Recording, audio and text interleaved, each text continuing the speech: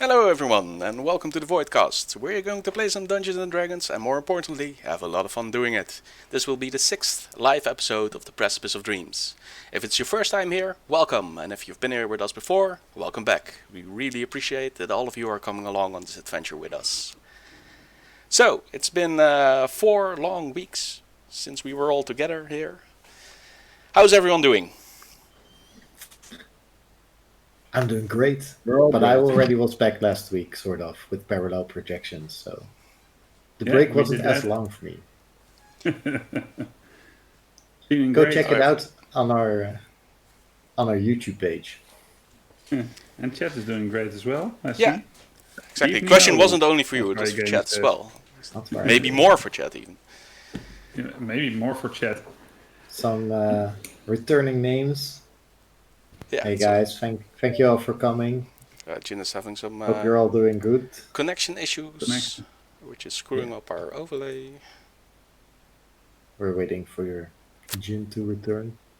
Yeah. Anyway, well, I'll just for those that are watching for the first time, please check us out on Instagram, Facebook, and YouTube, where you can find, especially the YouTube, where you can find all our previous episodes, and there will be plenty more to come there.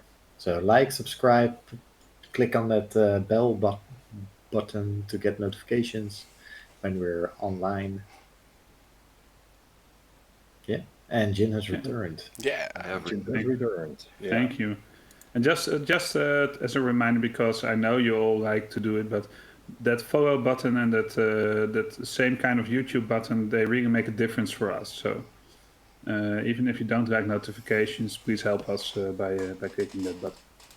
Yeah, there's even a Discord button now, and if you want to interact with us outside of streaming hours, then that's where you can find us.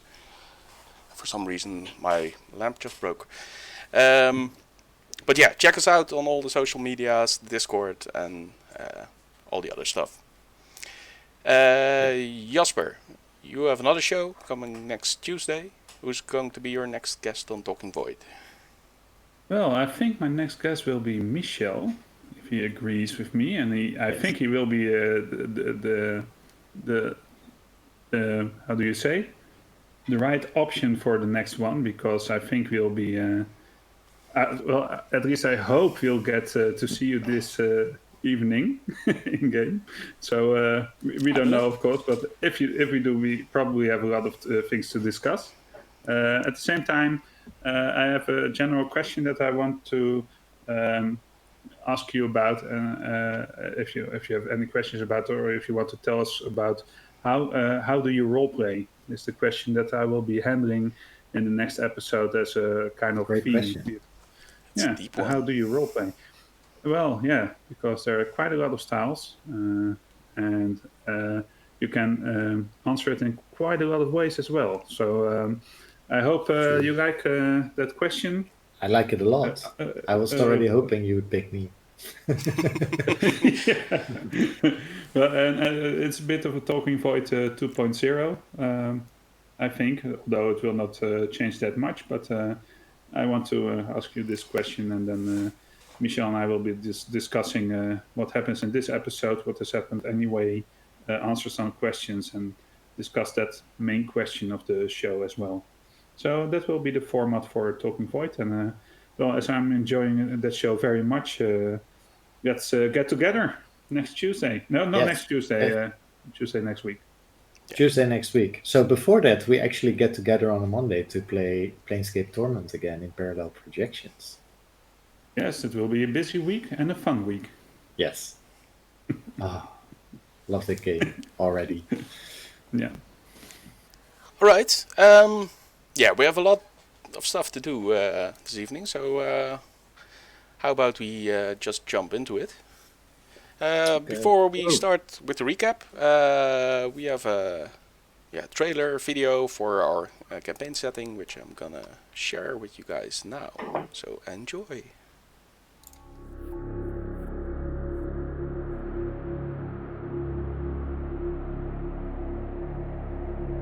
Aedon.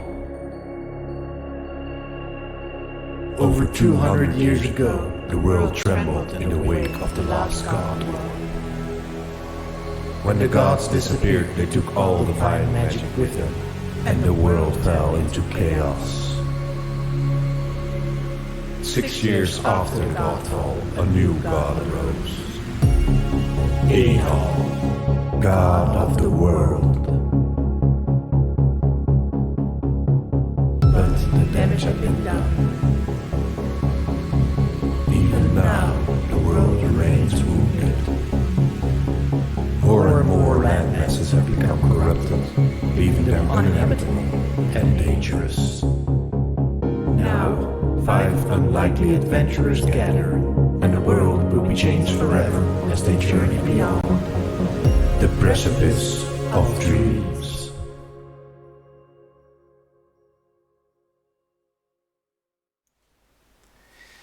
And we're back. Yeah, this evening I will handle the recap, because there was some internal issues, but it's fine. So here it goes. There are many reasons to travel to Brentwick, whether you are on an important mission, in search of knowledge, or an old friend, or just trying to find yourself. For this group, it might even be all of the above. Their journey to Brentwick started off in Perrot, and after being attacked several times by bandits and even a truly horrifying monster, they have now reached the city of Brester. Upon arrival, they wanted to settle in the Bridgeview Inn, when Kiss, Bowen's otherworldly familiar, became distressed. Wary from the events of the road, Oddleif quickly retired to her room and began her research on a magical item. This strange glass shard had been entrusted to her by Gunther, who had been charged to safely deliver it to Brentwick. Oddleif's research, however, backfired, and now she has vanished, though the rest of the group doesn't realize this yet. Instead, they went to investigate why Kiss was so distraught, and this led them to a warehouse in Shipton, one of the poorer districts of Brester. They snooped around for a while, and eventually they tried to gain access to the warehouse by simply knocking on the door. The warehouse residents, however, clearly didn't want any visitors and demanded the group would leave. When they didn't listen to these demands, a fight broke out, and eventually the group was forced to leave. But Thomas, having glimpsed something of it from his past, stayed behind and waited for the perfect opportunity to infiltrate the warehouse in the dark of night. He snuck into the warehouse, and after he carefully dodged a few of the remaining thugs, he found a secret stairwell that led him underground. So, what mystery will Thomas uncover there? Will Bowen get to cook breakfast? Will Oddleif find her way back to the others? And will Solwing finally make sense of all this weird-ass caca? Find out in tonight's episode of the Precipice of Dreams. So, Excellent. we're gonna start off with Thomas, because Thomas is where all the action is at the moment. So we're gonna switch to our combat screen, and then I'm gonna take a look if all the sound's working. Yeah, it looks fine. Can you guys say something? Say something. Guys, Yeah, okay, everything's Say working. We should have something. checked this before the stream, but it's fine. So yeah, this is a map of the warehouse, Thomas, and that's in that large crate you found a stair. Well, there. Well, yeah, I found a stair downstairs, Ladder. and I went downstairs last time. Yes. If I remember correctly. yeah, what did you see there? Do you remember that? I went through a hall, and I heard a sound at the end of the hall, so I went sneaking up to the sound, and that's where we left off. There was an open room, and yeah, that's the last thing I know. You said you hear someone doing stuff in the room. I don't know what the stuff is, but he was doing things in the room, and I couldn't see him from outside the room, so I needed to step in to see who it was. So Yeah. that's where we left off. Well, So take a look I at think- Roll20. Okay, awesome. I can't move my token. You can't, then I can fix that, probably. I'm in the correct layer. Yeah, I'm in the correct layer. Yeah, it's wait. Let's Someone do just this. frozen on the spot. Oh, yeah, I can move him. Because I think I ended up here, right? Well, you see those cupboards over here. They're filled with all kinds of flasks, most of them empty, pots and flasks and stuff like that. You can kind of peer through the openings, and you can see one guy sitting at a table over there. Okay, do I recognize him? Well, not from this distance, and it's still kind of dark-ish here. There's, you mainly see a silhouette because of the way the light is projecting on him. From this angle, at least. If I approach, if I enter the room, can the guy spot me easily, or can I hide in the shadows a bit? Well, you could always try to make a stealth check. Okay, then I will do that. That's a 16 plus 7, that's a 23, if my calculations are correctly. Okay, well, you can move about the room if you want. Okay. I want to try to move up to here and then see if I can, here. And see if I can, peer between two glass bottles to see if I can see the guy. Because I see there's a table and there's a candle on it, or Yes. a light source. Yeah, And there's no light source behind me, so I should not be having trouble with that light source at the moment. No, you can actually make out his features now, and he looks familiar. As in, you've met him before. I'm not sure what his name is, but yeah. Okay, so he's not. It's not an important And then figure in the organization, so to say. Okay, good. Let's leave it at that.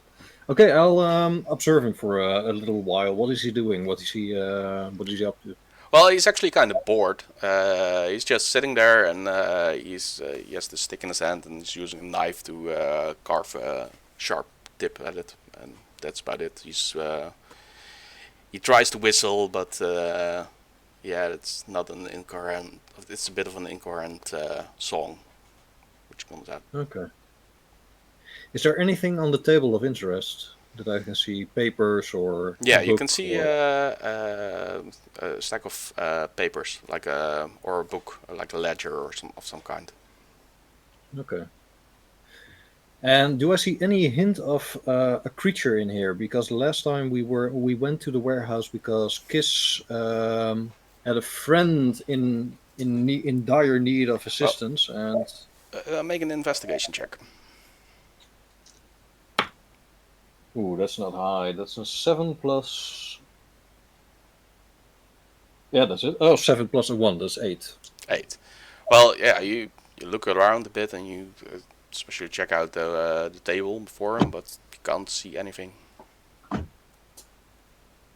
Okay. I want to see if I can lure the guy out of the room. Can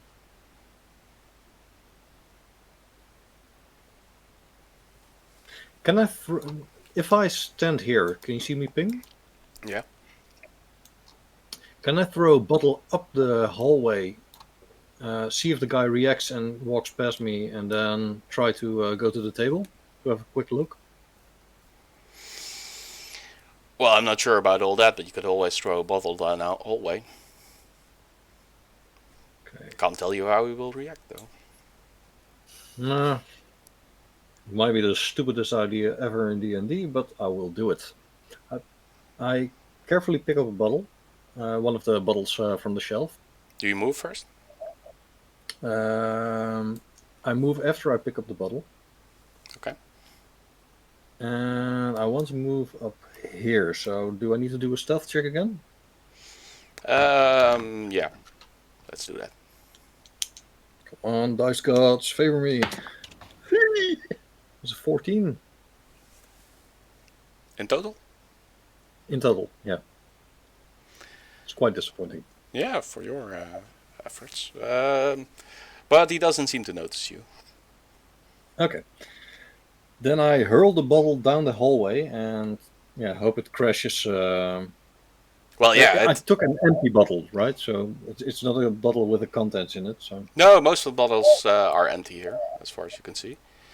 And yeah, that shatters. And the guy immediately jumps up from his chair and with his dagger in one hand and the sharp pointy stick in the other. And he says, "Who's there? Finman, are you back?" And he just stands there listening.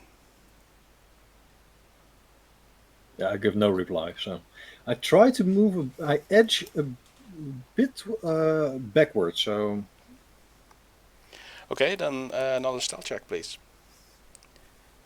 come on, dice gods. And he's actively listening now. That's an 11. An 11.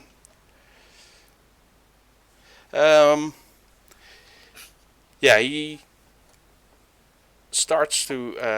He comes a bit closer. He moves one step forward. For some reason, he goes here first. Yeah. And he. Yeah, you hear him poking a bit with the stick against the glass thingy. And then, seemingly satisfied with that, he starts heading your way. Well, wait, he was poking a glass bottle, right? Yeah. At least that's what it sounded like, because you couldn't actually see what he was doing. Okay. But he comes closer. What's your move? How stable are the cupboards, or the closets, or the racks? Not that stable. You could try to push one over. I mean, I gather that's your intention here. Okay. As soon as the guy moves over here, I just give a big shove to the cupboard and hope it falls over onto him. Okay. Oh, interesting. With all the contents. Yeah. He starts moving closer again, and when he comes here, you shove it over. Just make a strength check for that. Oh yeah, that's a 19 plus. Just strength, right? Yeah. So that's 21. 21. Wow, that's a nice one. Yeah, well, like I said, the cupboard isn't particularly heavy. Neither is the contents, because it's all anti-glass. You underestimate your own strength, and throw the cupboard forward, and it smashes into him. It topples over, and all the glass falls on the ground, and you hear it shatter, and he is buried beneath the cupboard for a second. But like I said, it's not very heavy, so you can easily free himself from that position. So, is there anything else you want to do before he does that? I dash onto the cupboard, so I put my full weight on the cupboard, so my weight and the cupboard are on top of him. Okay. And I say to him, do I know his name? I don't know, do you? I might. Yeah, then. So I say, lie very still, William, if you want to live.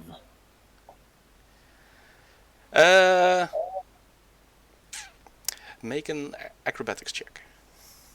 An acrobatics check? Yeah, okay. see if you can keep your foot in while he tries to push. You won't believe me, but I rolled a 19 again. This really is my lucky dice. 19 plus acrobatics 3, that's 22. 22. Well, you gain some fast footing, and he is pinned down beneath the cupboard, and he looks up and kind of incredulous, and he says, "Lightfeather, I thought you were dead." Yeah, I think a lot of people think I was dead. What are you guys doing here? I'm thinking that's none of your business. What are you doing here? I think that's none of your business either.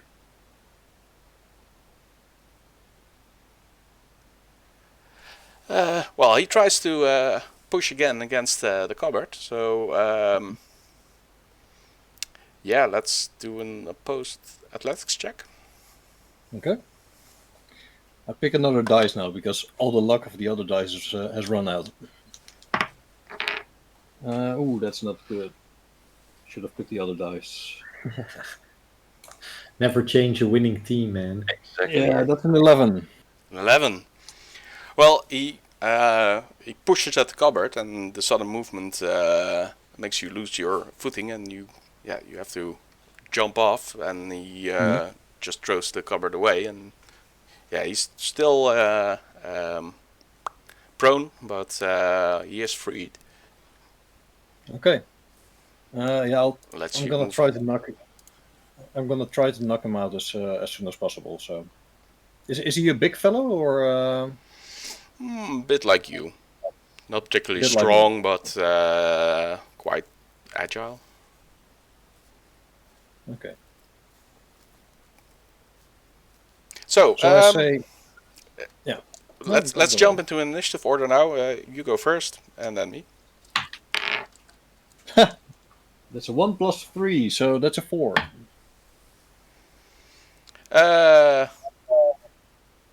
For what? To hit? For initiative. Oh no, you don't have to roll initiative. It's just your turn. You start. Oh, okay. We were in That- initiative, and you took it, so it's yours. Well, that was my roll, so I rolled a 1. And you attacked Well, him. I tried to get my sword out of my scabbard and say something funny, but my sword just sticks in my scabbard, and I'm like, oh, damn it! All right. Well, he stands up and he comes at you with his knife, Okay. and he rolls a 17 versus arm class. Yeah, that's a hit. Unfortunately. Then he inflicts 6 damage. So 6 damage.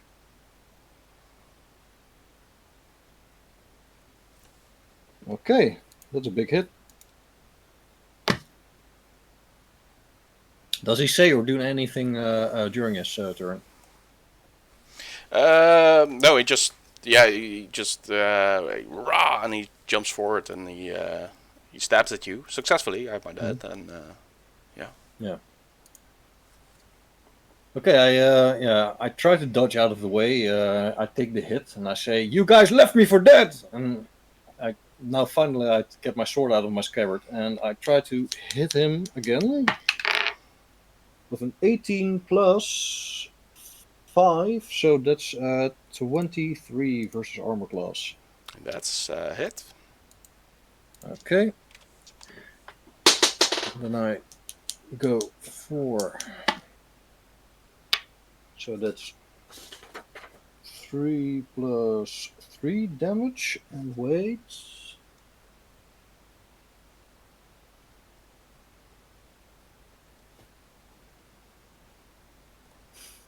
Once per turn, you can deal an extra 1d6 to one creature.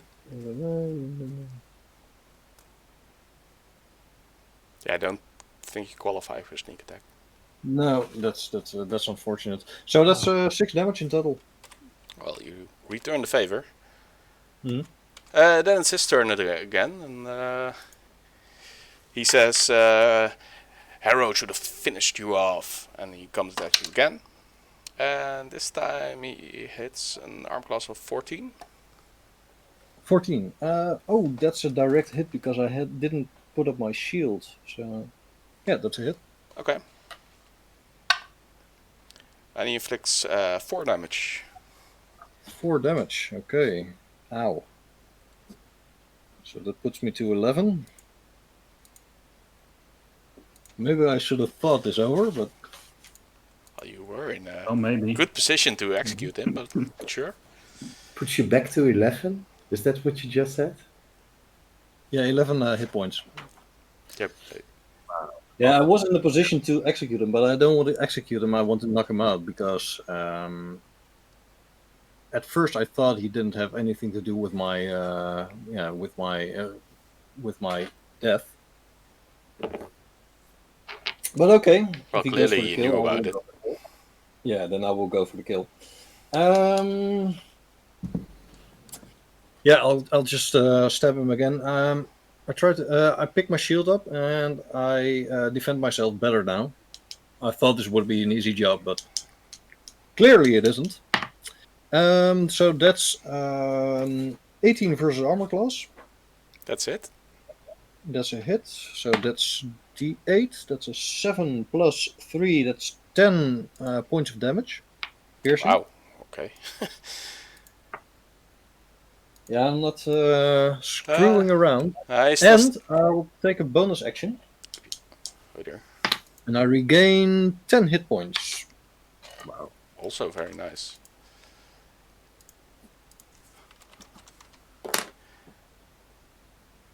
Then you're back up at full, right? Almost. Oh yeah, I'm back Yeah, at full. that's exactly the amount of damage you took. So Yeah, that's exactly the amount of damage. So I'm back at full health. nice. Yeah, he yells out in pain. I say one thing. I say, you guys were like family to me, and before I hit him. Okay. Yeah. Well, he just he rages and flies at you again and tries to stab you. Oh, and that's probably successful because it's an arm class of 23. Yeah, that's successful. And that's another 6 damage. Holy hell.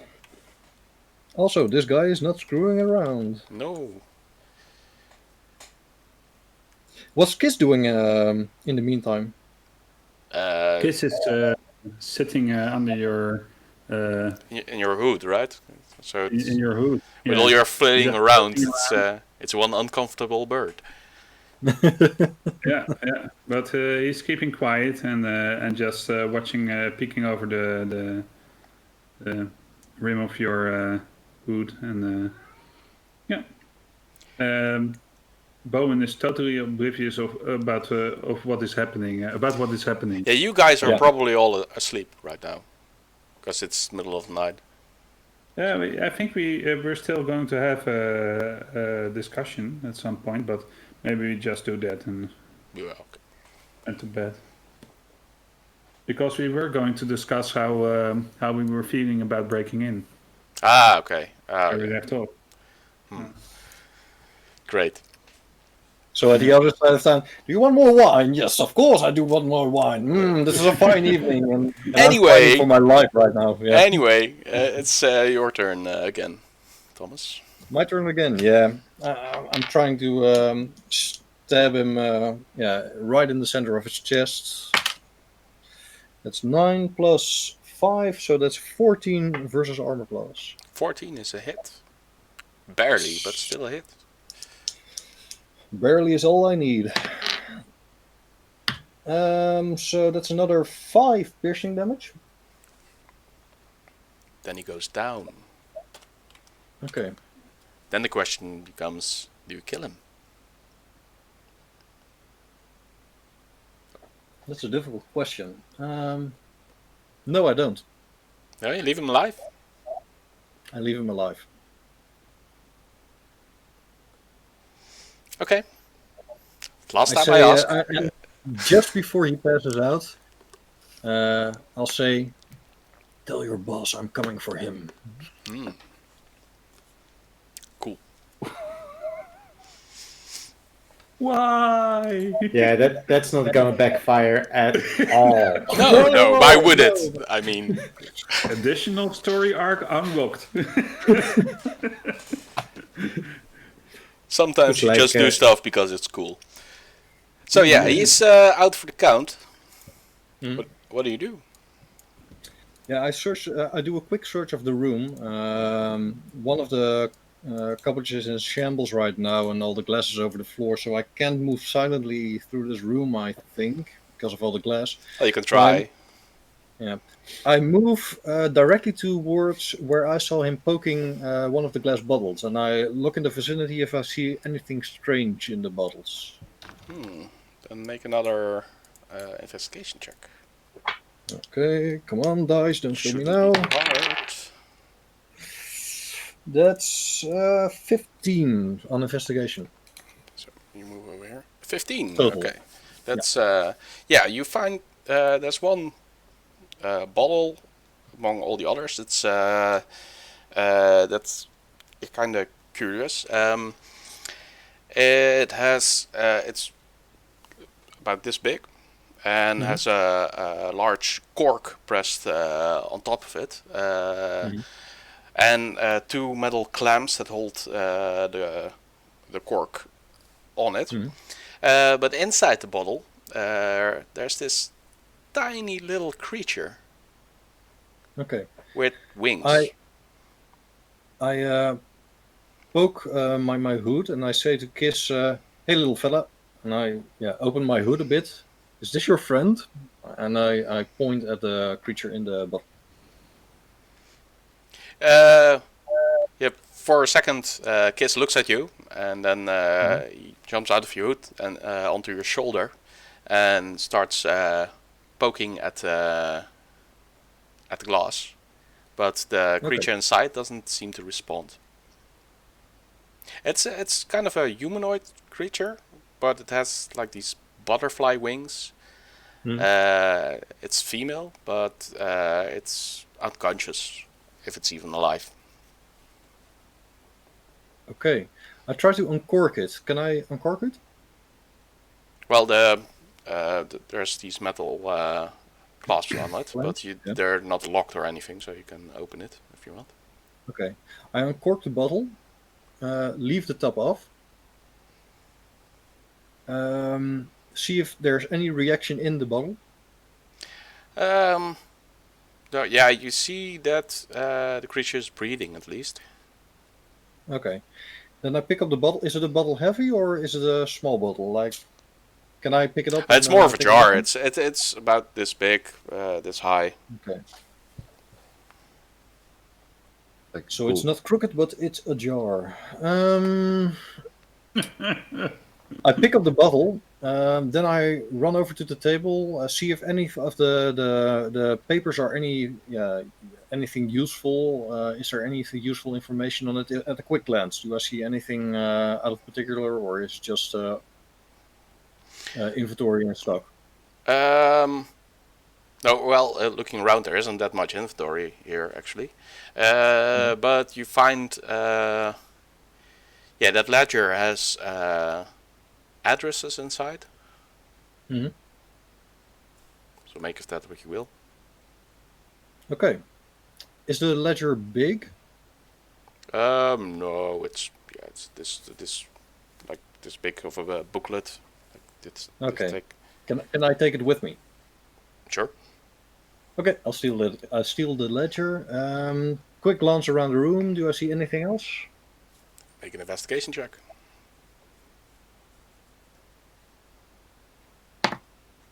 Nah, that's an 8. Sorry. And that's a no. Okay. And I'll just. There's a body. Yeah. There's a body. I'm gonna bolt. So.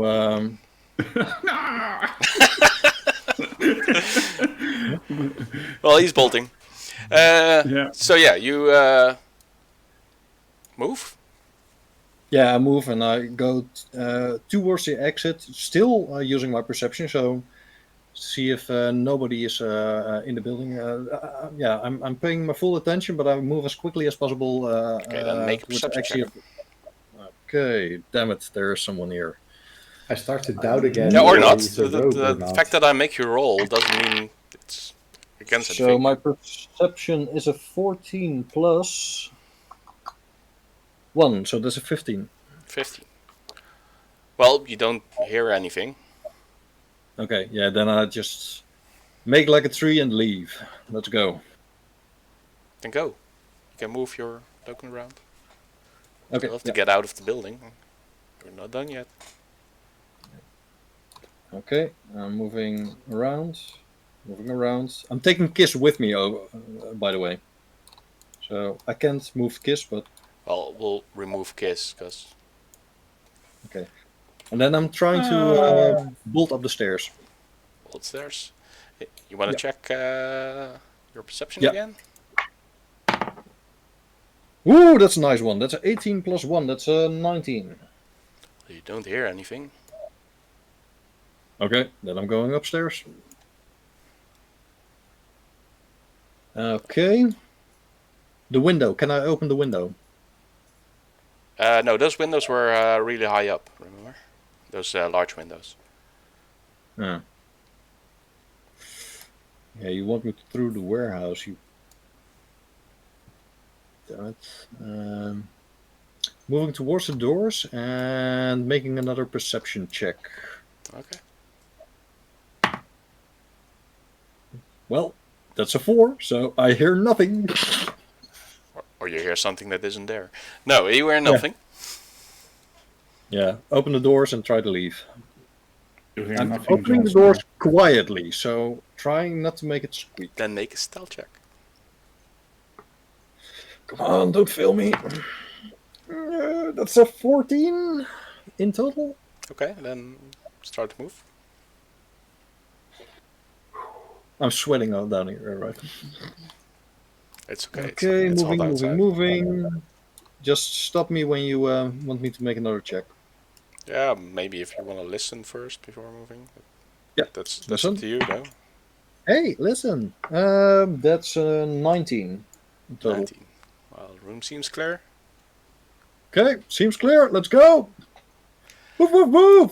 Go to the front door. Wait. This window is where you came from. Yeah. It's still open. Oh, yeah. I'm going through the window. Oh, wait. Before I exit through the window, I want to make a last perception check to see if nobody's waiting behind the window, because the window wasn't open when the guys left the building. I'm using my think. It was open. Perception 10 Now in he total. starts using his think. 10. Well, you don't hear anything. Okay, yeah, then I'm going outside. Okay. Trying Alright. to go outside.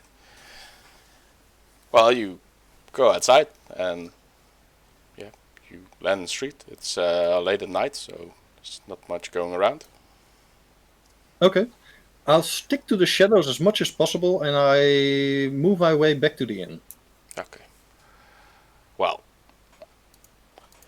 Oh, I check on the creature one more time while there's still light around well, it's me. being If bumped there's- around a lot in that jar, so but other than that, it's more or less the same. Its tiny little neck isn't broken, right? No. Its head, not a You screw. you do see this weird sparkly powder collecting in the jar as the creature is bounced around by your not so subtle movements. Whoa! Like a fly, like an eagle. Yeah. Sorry. Just kidding. Yeah, I'll take my bottle and move as quickly as possible. Try not to bounce the creature around as much as I did before. And I say to Kiss, "We did it!" And then we move back to the inn or tavern. Or... Does Kiss want to respond?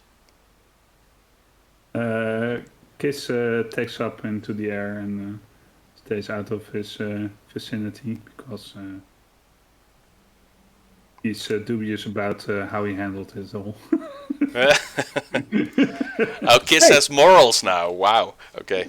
I killed nobody. Or maybe he Well, doesn't no, have not any morals. morals. Well, he has anti-morals right now because not even looting the body. Come on. Oh, yeah, okay. Yeah. But completing the mission doesn't matter too much to him. So he took a super important item and then told the guy he he was taking it. So like, you can come get it back when you need it back. I now know I why have you it. and Bowin are friends. This is weird too. I didn't say to the guy, "I'm staying at the inn with 4 other people." No. But I mean, since they have secret lairs and stuff, they could probably find us. If one crazy priest can find us, then a network of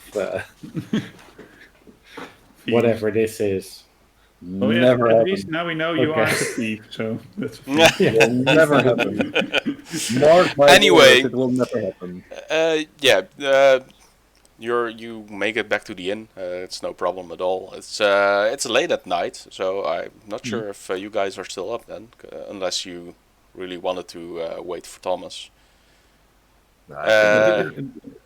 We didn't have the discussion. Do we want to have the discussion, or do we agree that we don't do anything for the evening because it's Solwing and me? And Sir Gunther. Yeah, well, yeah, true. Well, you might But decide I that think you he wanna sleep at night I before you think make a that's- decision. Yeah, that's a good idea. Sir Because then Gunther we can- says, let's sleep on it tonight. Thomas can take care of himself out there. He's very capable, so. And I'm also curious as to what Oddleif's thoughts on the magic matter are, and she's clearly not being disturbed. So let's see tomorrow. No, nobody of you is sharing the room with Oddleif right now, right? Nope. No. She has her own room. Okay. No. Are Solwing and Bowin sharing a room then? Yeah. Yeah. And then Thomas and Gunther are sharing a room. Thomas and Gunther are sharing a room. So I think I'm the opposite of Solwing, because once I get into a room and I don't feel like writing at the moment because I'm always that tired when we go to bed. I go to bed and I go to sleep, and that's it. I do not snore. I'm pretty silent, but I sleep like this.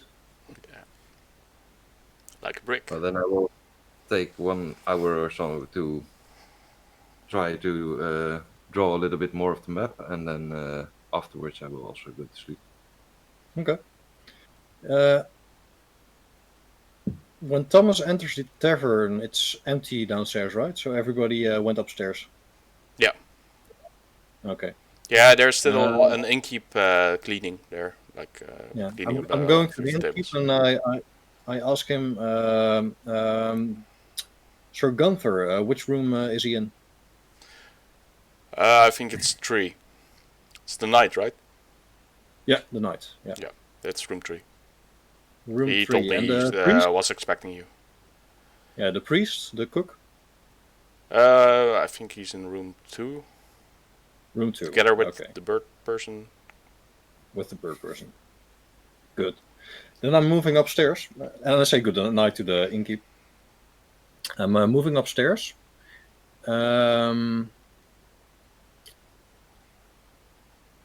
I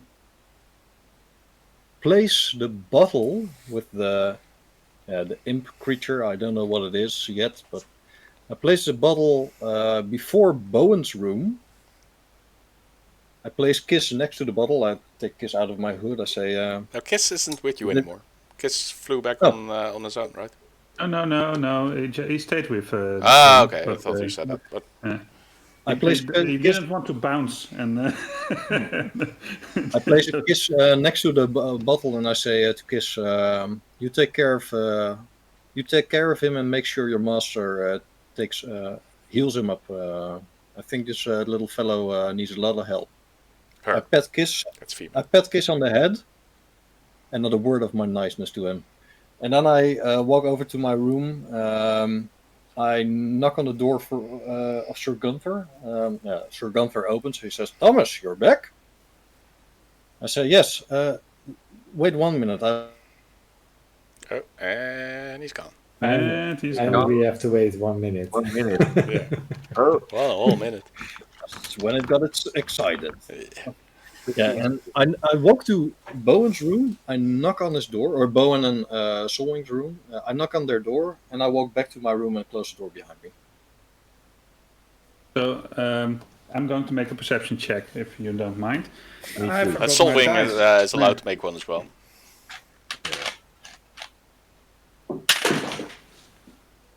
Luckily, my dice are never far away, so that's the thing. It should have been closer by, though. Yeah, that should have been a perception. I think that's a 19. well, then luckily you wake up because I have a 9 in total. See? Yeah, 19. 19. Total. Well, then I think you'll wake up. 17 plus 2. Yeah, I think I will wake up. I say, butter! I need more butter! And then I take a look around at the dark room and and then I start realizing what I heard. Yeah, you now hear hoot, and this light tapping on the door. Because I've learned stuff, I grab my quarterstaff and slowly move towards the door, and just pull it open, and take a look into the corridor. Well, you poke your head out and you look both ways before looking down and seeing Kiss and this weird jar with a creature inside of it. Did you put on the cork again? No, I didn't put the cork on again because I wanted the creature to have oxygen. Well, because there were holes in the cork. Didn't I say that? I think I did. But Oh no, you didn't say that. So you sorry, said my bad. It wasn't moving, and there was a cork on top of it. So the first thing I did was no, they had the cork holes poked into the. No, sorry, that's my bad. Oh, okay. I used my think again. This is going to be a meme. Anyway, I see Kiss and I say, "Oh, Kiss!" And I lift him up. And then first I start looking around to see if I can see Thomas. But you ran away, right? Brave Sir Thomas. Yeah. Anyway. And then I take a look down. I see this cork initially, and I take up the larger. What did you call it? A flask or jar? Jar. Yeah, the jar. And I pick it up, expecting maybe some gift of flour or grain or something as a where you show that you understand that I'm a cook and are making amends for what you did to me. Anyway, when I lift it up and I see this tiny figure inside of this bottle, I just freeze for a second, and then my medical expertise kicks in because the form is unconscious, right? Yes. And so I go back inside to the room. I say, "Solwing!" And I go to a table. I clear the table. What's wrong? Here, come over. Something happened. I can't explain this. Take a look yourself. Hey, Kiss is I've never back. seen something like this. Is Thomas back? I have no idea. Look in the jar. I look in the jar. Yeah. You know what you see. I know what I see, but I don't know what I see. No. So I keep looking in the jar, and I'm just fascinated. Yeah. And So after, I take off the cork. which is on, right? No, it wasn't you on. left it off. So I gently put my hand inside of the jar. What are you doing? The dear lady is unconscious, so I have to see what's wrong with her. And I start. If she can take your touch. What? What do you mean? If she can take my touch? It's clearly a mystical creature. So, a mystical creature in need of help is still a creature in need of help, right? We have these caterpillars in the mountains, and if you touch them even slightly, they just dissolve into dust. Okay, so I take my hand out of the jar and I start thinking, and then with my pinky I go inside, touch maybe a hair on her head, and cast Cure Light Wounds, and let the energy of that healing spell seep into her body. Well, it's then that you actually notice that she's actually quite bruised, and it looks like her wings were not fully, were clipped, and they seem to restore, but the creature remains unconscious. Well, at least healing magic works on her. Yeah, and she didn't seem to dissolve into dust, so... That's a win. So that's a good thing, right? She Yeah. isn't a moth? Yeah, no, but what is she? Caterpillar? What did you say? Caterpillar. Yeah, I said a caterpillar. So it's it's the caterpillar state that dissolves, or is it the thing that comes out of the caterpillar? I think that it's just these caterpillars. We have other ones that don't dissolve into dust as well. Those are the more common ones, I think, because otherwise it would be a very tender life form.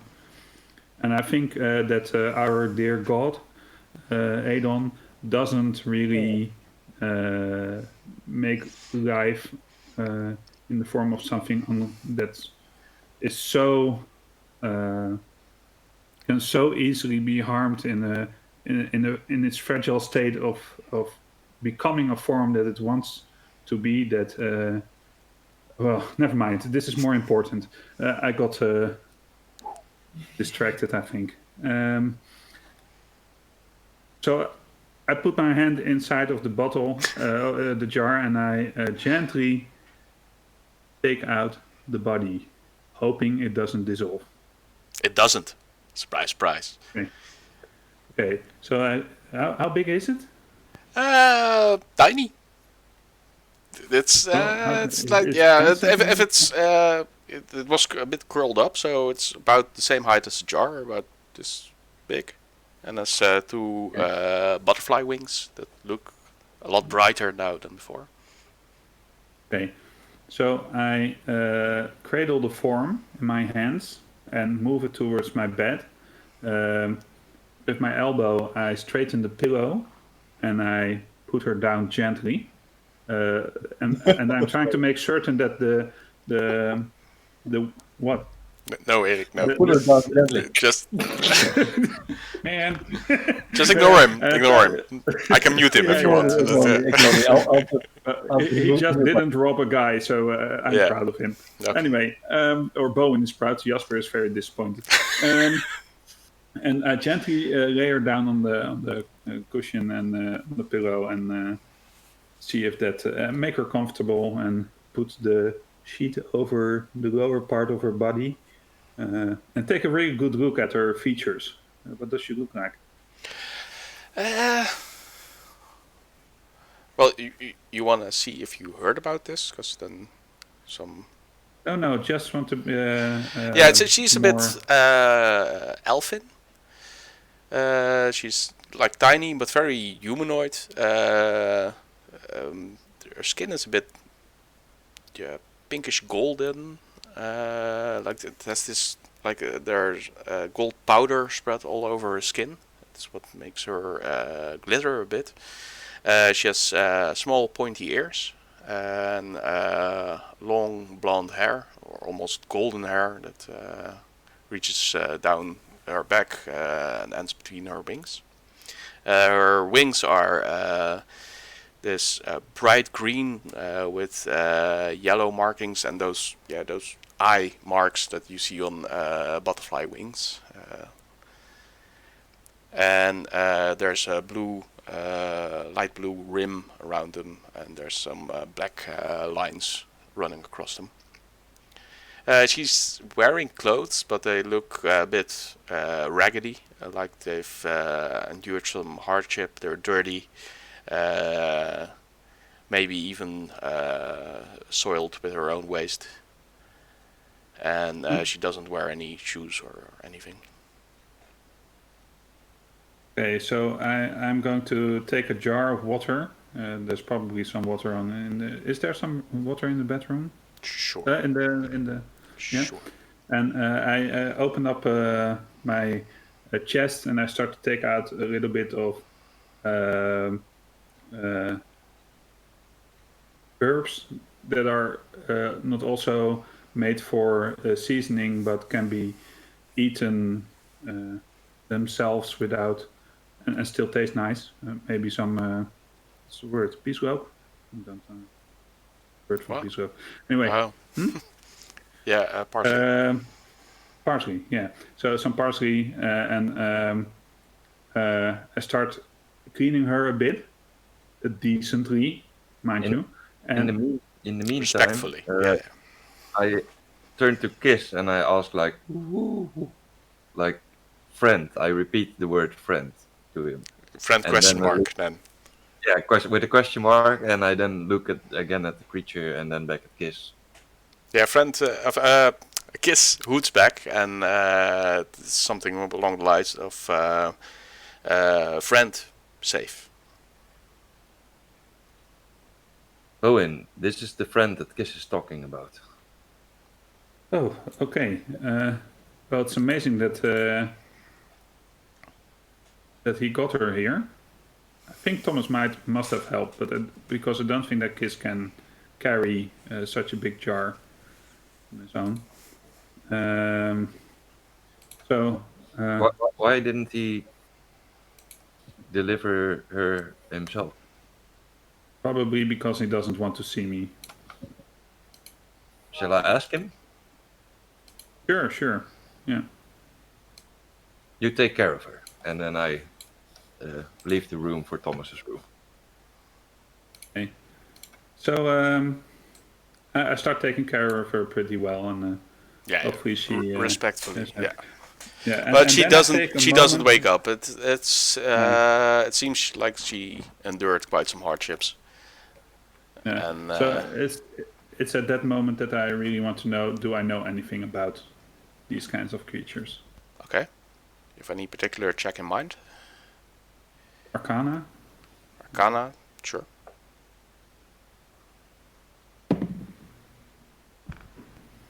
Well, 1 + 5 is 6. Well, you figure that this creature is probably magical, and that's it. Yes, I knew it. Yeah. Okay. It might have some kinship with Kiss, but you can't So, imagine maybe how a or kind why. of a fake kind of creature. But do I know? Do I know that Kiss is a fake creature? I Or think is he you've just Kiss? stated before that you don't. Not in that way, right? Yeah. Okay. So yeah. Because I- that I brings up the just- question: what's a fae? And you don't really know what a fae Yeah. is, I think. Yeah. So once I've taken care of her, I sit back on my bed and just keep watching her if she moves or gives any sign of relaxing or breathing more. Do you fall relaxing asleep or again? something. No. Okay. Well, she won't wake up anytime soon, so. No, I'm waiting for Solwing. If Solwing Okay. comes back, and after that I will. All right. Go to sleep. Solwing. I knock on Gunther and Thomas's door. You're muted. Me? No. Erik is trying to talk, Ah. but we don't hear him. I muted myself for Yeah. any further comments. So. Thomas opens up and he says, "Hey, Solwing, what's up?" It seems that you're quite the hero. I'm not a hero, but the job is done. Though I do advise that we leave first thing tomorrow. Why would we have to do that? You chicken out now? Wow. Did you take any? Maybe I pissed off a couple of people that really wanted the jar, but I couldn't leave the creature behind, so. Yeah, I thank you for that. That's the right thing to do. So Well, I will thank you. tell Bowin to get up early, and I will try to wake up Oddleif as well to tell her that we leave early in the morning. Yeah, let's do that. Because, let's just do that. Let's agree on that. Yeah. Have a good Okay. night, Solwing. Good night. Sleep well, and thank you. Yeah. And how is the creature doing, by the way? Well, she's healed, but she hasn't waken up yet. Okay. Well, let Bowen work his magic, and let's hope that the creature is okay. He's taking care of her. And a good night to you and Sir Gunther. good night. And I just close the door. And then I walk up. I told Gunther the same thing I told Solwing right now. I took care of the creature problem, but we might want to leave in the morning. Gunther just berated me for 10 minutes while Bowin was trying to fix up the creature. But yeah, that debate is still going on. Okay. Sure. So I knock on Oddleif's door. It's no response. I knock again and I yell a little bit too loud for this time of night. Oddleif, wake up! It's no response. Then I exit the hallway, walk downstairs, and exit the inn. And try to, because I have some navigation skills, figure out which room Oddleif's room is, and if I find out, I fly up to peer through the window. Okay. Sure. I think Oddleif closed the drapes, right? I don't know. Yeah, I think I closed the drapes. Yes. Yeah, Because you wanted a bit of privacy. Okay, then I tap on the window, which makes a lot more noise. There's no response. Okay, so that gets me worried, and I get back into the inn, and I ask the innkeeper,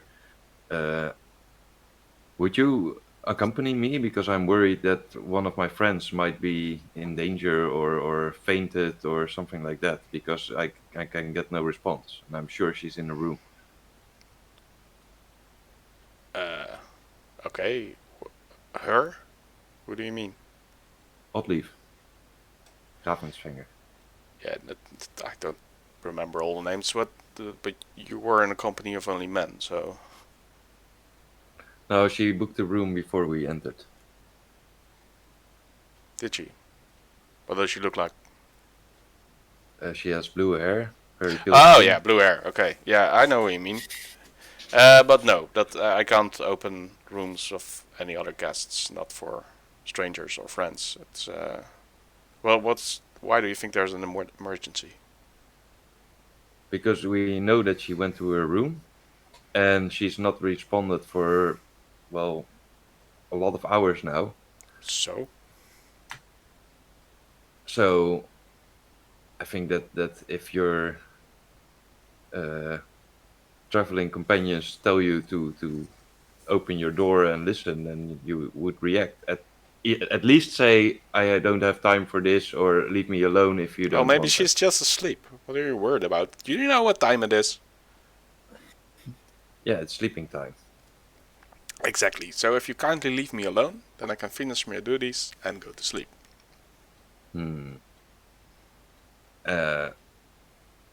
If she's still not responding in the morning, we'll see what we can do. Right?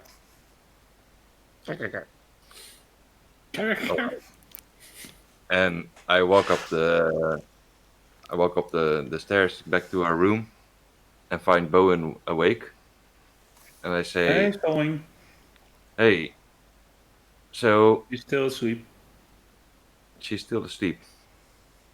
I'm getting the feeling that there's something wrong with Oddleif. She's not responding even when I tap her window. Do you have senses in that way?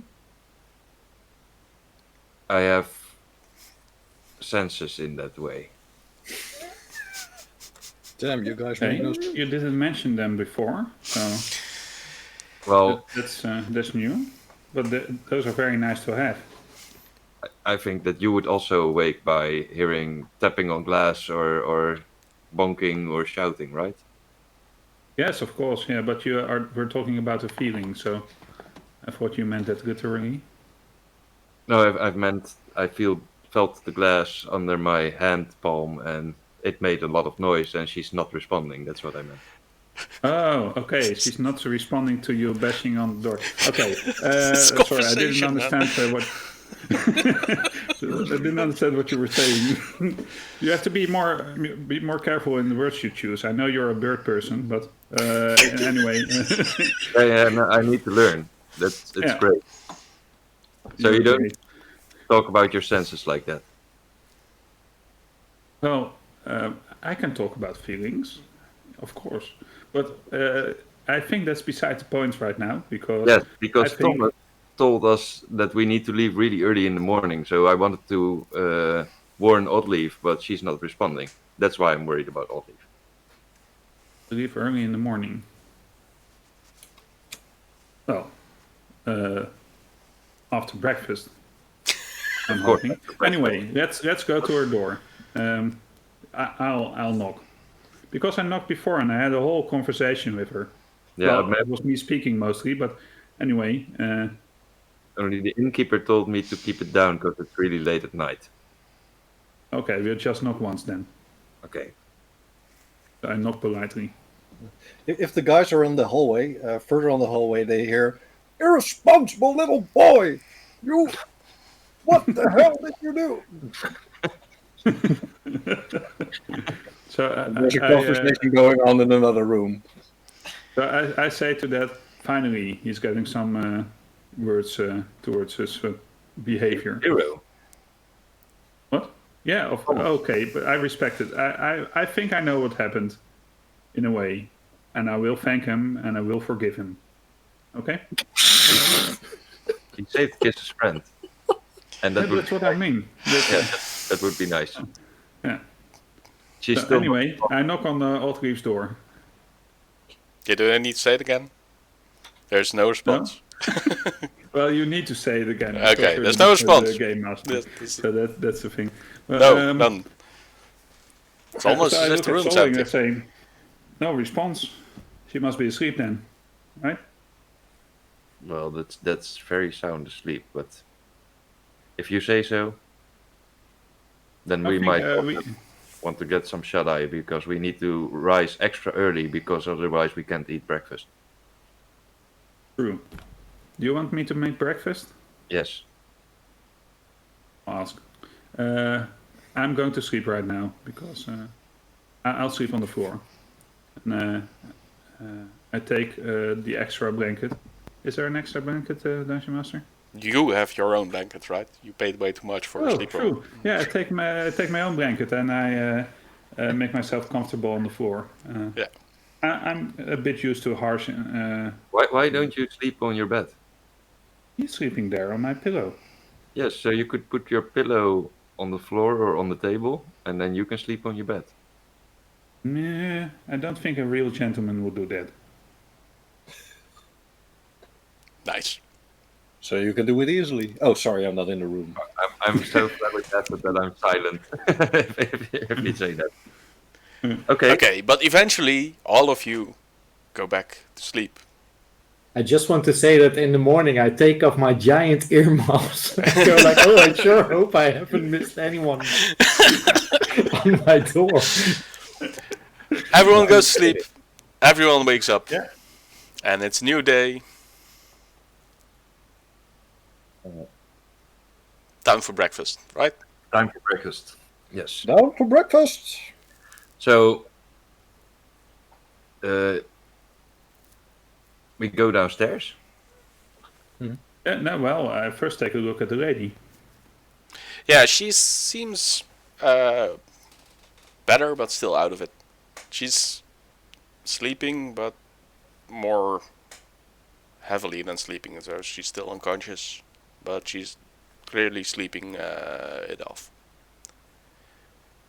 So if you, Okay. you make a medicine check.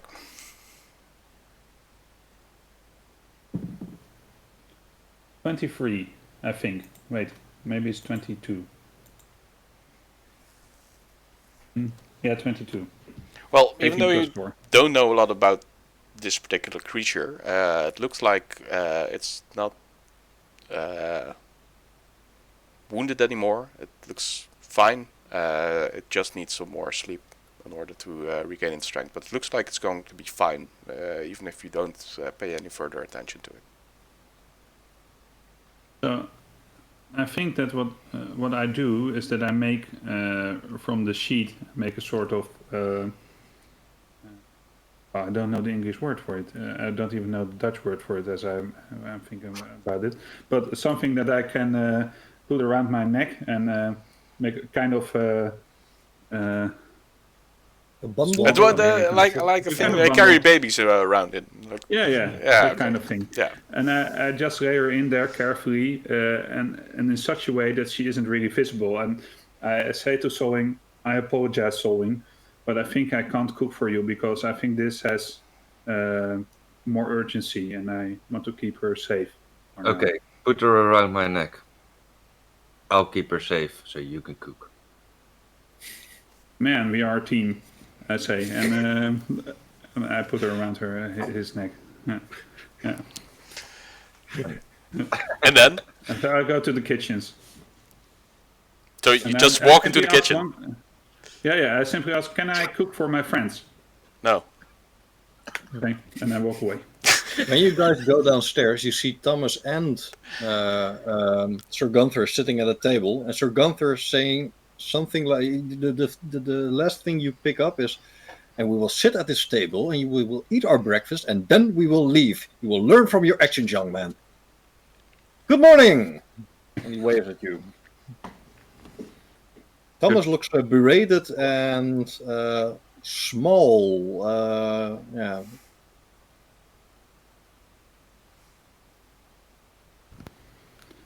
So I walk over to the table and I say, Oddleif, not here again? No, we haven't seen Lady Oddleif yet. Did anybody knock her door? I I thought... totally forgot because of the cooking stuff. Could somebody didn't- taken care of someone? Yeah, give her.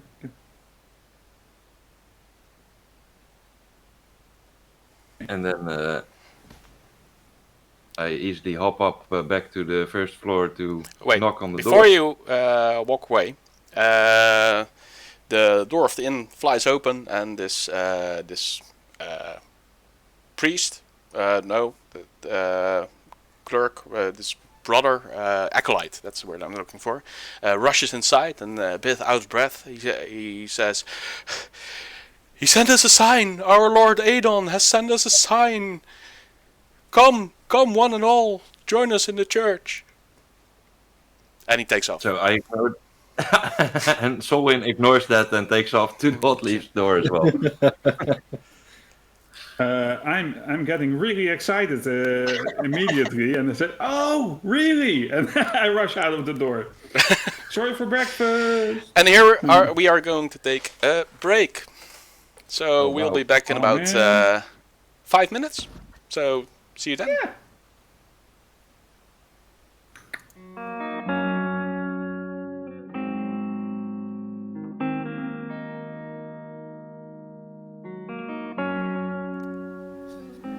And we are back. So, Oddleif. Oh, yeah. You gradually wake up. You notice that you're lying down on a soft surface. Feels a bit like a bed. As you open your eyes, you see this woman looking down at you, this elf woman. She's dressed as a clergy. She has this pale blue robes. Clearly one of Aedon's priests. And her gaze is a bit of a mixture between worry and awe. So I open my eyes then, fully. I look around. Where am I? Am I back? You're in the church, Holy One. Where? Holy One? In the church of Where? Aedon. Where? What city? Have you come to bring us a message? In what city am I? In Brester, of course. Are you okay? We How do I tried to feel? fix up your wounds. Well, as you try to sit up a bit, you notice that there's a sharp pain in your side, and you notice that you've been bandaged. Quite a lot, actually. How was I hurt? What happened?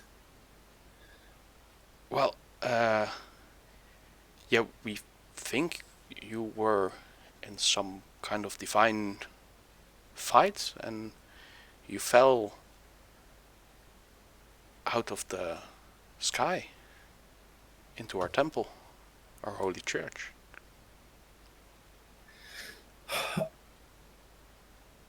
I Where's the gnome? Was there a gnome with me? Gnome? No. Why would there be a gnome? You must have found a gnome. He was right with me. I was holding his hand. No, you were just Where's Fennec? carrying that spear over there. And she points at your spear that's standing against. I tried to sit Nightstand. upright. You're making no sense. I need to leave. Why are you here, Holy One? And I tried to get up. Stop calling me Holy One. I'm not holy. But you're an angel, right? One of Aedon's messengers. Don't be ridiculous. I tried to get up. How would you think I'm an angel just because I fell out of the sky? You had wings. I can do amazing. What wings? These beautiful, gorgeous black wings. I look behind me. There's no wings there. No. Well, that's fine. Surely you're making things up now. I have no wings, and I stand up. And Making things up. try. We were in the middle of a sermon. There are more than 100 witnesses. I go over. If I can stand up, I just stand up and walk Yeah, you over can to stand my up. spear. It's clearly they mended the wound, but it aches a lot. Which, with your knowledge I need to about find Fennec. Where did I fall? who is Fennec? The gnome who was with me. I promised him I would get him out. Out of where? Just it doesn't matter. Just I need to find There was him. no. You were. It was only you. You fell out of the sky in the middle of our church oratory, and you fell onto the ground in front of the altar, and you were bleeding. Like you had this No. large gash No. across your middle, like you had been sliced with a sword that might have been bigger than you. No, this is all wrong, and I storm off. I walk out of the infirmary. Holy One, your spear! Yeah, I grabbed my spear Okay. before. I said when I And walked. wait! up to my And she spear. rushes after you. Well, you make your way. You're clearly in some kind of infirmary in the temple itself, and as you make your way out, there's you come into the great hall, and it's packed with people. It's like the whole hall is filled up with all kinds of people, and as soon as you walk out the door, someone shouts, "There she is!" And some of them kneel in reverence and start praying towards you, and yeah, you can't quite grasp what is going on. I just stare at what I see before me. I can't really believe it.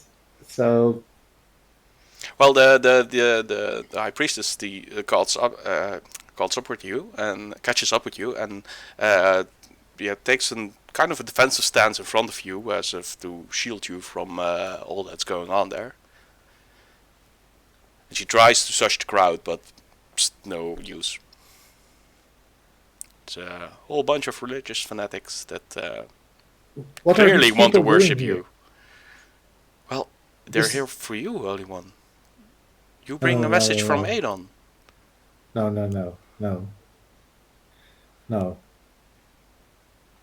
Then why No. are you here? And how can we serve? Find Fennec. Find Fennec. Bresswold? Pressvolt. Bresswold. Volt. Like voltage. Volt. Ah, yes. Yeah, Volt. I had Wald, as in... It's my speech impediment. You have one too. If...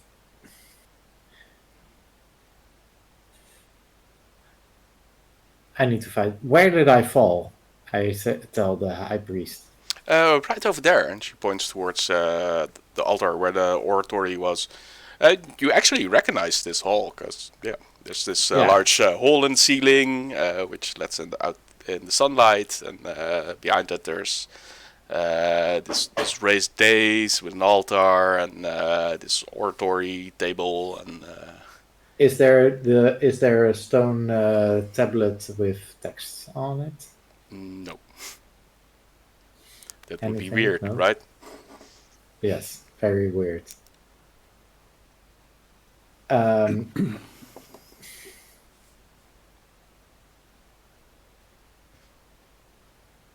Yeah, I don't know how to deal with this. I attempt to leave again and try to walk through the... Well, as you approach the crowd, they clearly want to make way for you. That they make a path, they push each other away. But as you try to walk between them, then there's still some people that try to touch you or grab a piece of you, and I start making these... Don't touch me! Stay away from me! yeah, you hear some people even say, "I touched her. I'm blessed." Oh. Do you walk towards where you fell, or Yes. do you want to head towards the exit? Because that's two different ways. I want to do both at the same time. Yeah, you can't, because either it's left or right. I know, but that's what I want to do. Okay. So So you're paralyzed, But like what I deer in do- the headlights. yeah, Okay. yeah. So that's basically Okay, let's go And to the other guys. Let's see if they can catch a glimpse of what's going on here. What do I'm you? running. When you I'm running as fast are as I you, can. Solwing, are you gonna try? You're gonna try Oddleif's room. Gunther and Thomas. Gunther says to Thomas, "Go help Solwing with the room. See if you can, if you can help him with the door. I'll go after Bowin and see if he doesn't get into trouble." And Gunther leaves for Bowin as Thomas goes upstairs. All right. Well, as you come out into the street, there's a lot of people moving towards the Brussels Square, where the church is, and you see that priest that just came into the just going into other buildings on the side here and just yelling the same message, and he tries to summon as much people towards the church as he can. But Bowin was running, so Gunther. Mm-hmm. Yeah, Gunther is doing his best to keep up, but Gunther isn't in his best shape at the moment, so he quickly loses Bowin in the crowd. He goes into the general direction that he thinks the church is in. Thanks to the crowd, he can find it quickly and doesn't have to go around town like last time, but... Well, it's straight up the hill and take a right. That's it. You just have to pass the eastern gate, and then it's on your right hand. So I'm doing my best to map for keep up people. with Bowin, but failing horribly. Yeah. So I put a kiss next to the fey creature, in the swaddle. I think it's a swaddle or something. Yeah, swaddle seems. That's what I Sounds meant. And so that she is comfortable, and then I cradle from the outside. I cradle her head so that even while I'm running, she isn't bouncing that much, and I try to keep her as stable as possible. Around. Okay. Well, To get to church. as you reach the east gate and go past it, you come up to the square, and there it's really crowded. Like almost the whole city marched out to take a look at. Oh, there goes Eric. There he is again. To take a look at an apparent angel that has been sent by Aedon to this church. That's what I hear around me. Yeah. I'm getting really excited now. An angel? Wow, I have to see this. And I start to make my way forward. Putting my left shoulder in front of my body and still cradling the head and starting to push through to get inside of the church. Well, because you're one of the clergy, it's people make some room for you. It's somewhat easier to pass and get close to church. Gunther, however, is running into some problems. Unless he uses his knightly authority, he's just stuck behind a couple of thousand people. Gunther says, "Make way, coming through. Knight of the Order of the White Rose, coming through. Make way. Okay, then they Make way, good citizens. Make way." and they Hot make coffee, some way. hot coffee. You see some Knights of the Cobalt Shield also trying to regulate the flow of people that is clearly massing on this square. Most of the people here are just content with staying here, as they seem to be waiting for the angel to come outside and deliver her message. Sorry. Because that's what angels do, right? They deliver messages from Aedon. I'm really One curious. Can I make a religion check to see if this has ever happened before that I know of? Sure. Sure. My results on these kind of checks are pretty high because that is 17 plus 5, a 22. Yes, this has happened before, but it's more than a century ago, and some claim it's false, that it didn't actually happen. There's not a lot of consensus going around, because the last time an angel came, it delivered a message to only a few select people of the clergy, and not publicly like this. It's always been in dreams or in private. So there's a bit of skepticism going around this subject. So I smile at Kiss and I say, hopefully this is a real one. And I keep pushing my way forward. Yeah, well, eventually you reach the church, and you hear a lot of mumbling all about, and these conversations. Wow, did you see her? Yeah, she fell from the sky. Oh, she had such a beautiful blue hair, and and those beautiful black wings, and oh, she was so pretty. And at some point you make your way to the front, and you just squeeze through the public, and suddenly you hear this whole crowd roar up in excitement as the angel is there. And you work your way forward, and then you actually see the angel with her beautiful blue hair.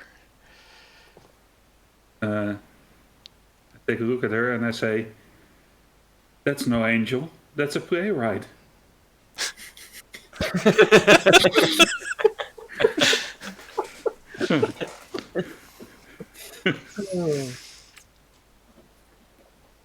But I keep it one to second. I One don't shout second. it out. And I stare at Oddleif. Hopefully she sees me, but I'm a bit. I stiffen. I don't know. I just stand there.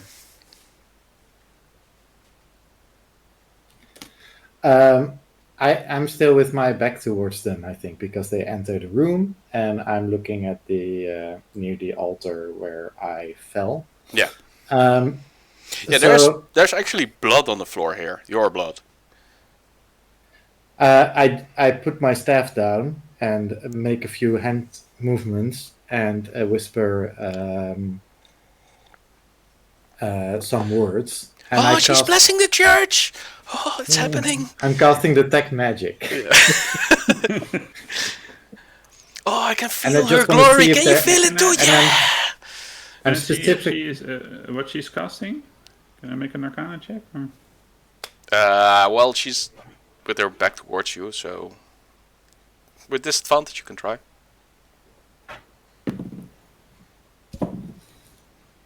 Four and a 5, so that makes a 9. Then you have no idea what she's casting. Well, there is some magic here, but it's very weak. It's usually it's residues of blessings and that kind of stuff. It's nothing noteworthy.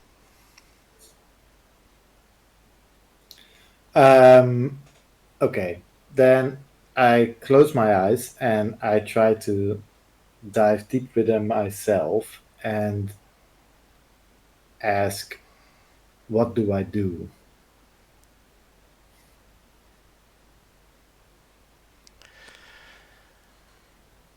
You hear this deep, deep voice laughing.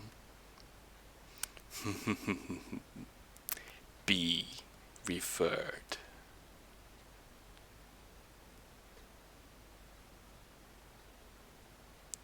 I look over to the dais, to the raised platform.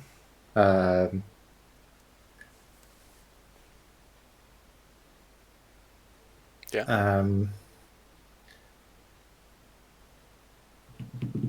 I'm asking myself what I would do if I'm doing. Yeah. So okay, I walk over onto the dais. She's gonna speak. And- She's gonna speak. I look around the crowd. I say, who, her? And I take in the. Yeah, they all people there. shush suddenly, and they just look at you expectantly, and you see Bowin standing there in the front line. Yeah. He looks a bit confused. Am I also in the church at the moment? Yeah, Or so you down just enter, and you're a bit on the back row.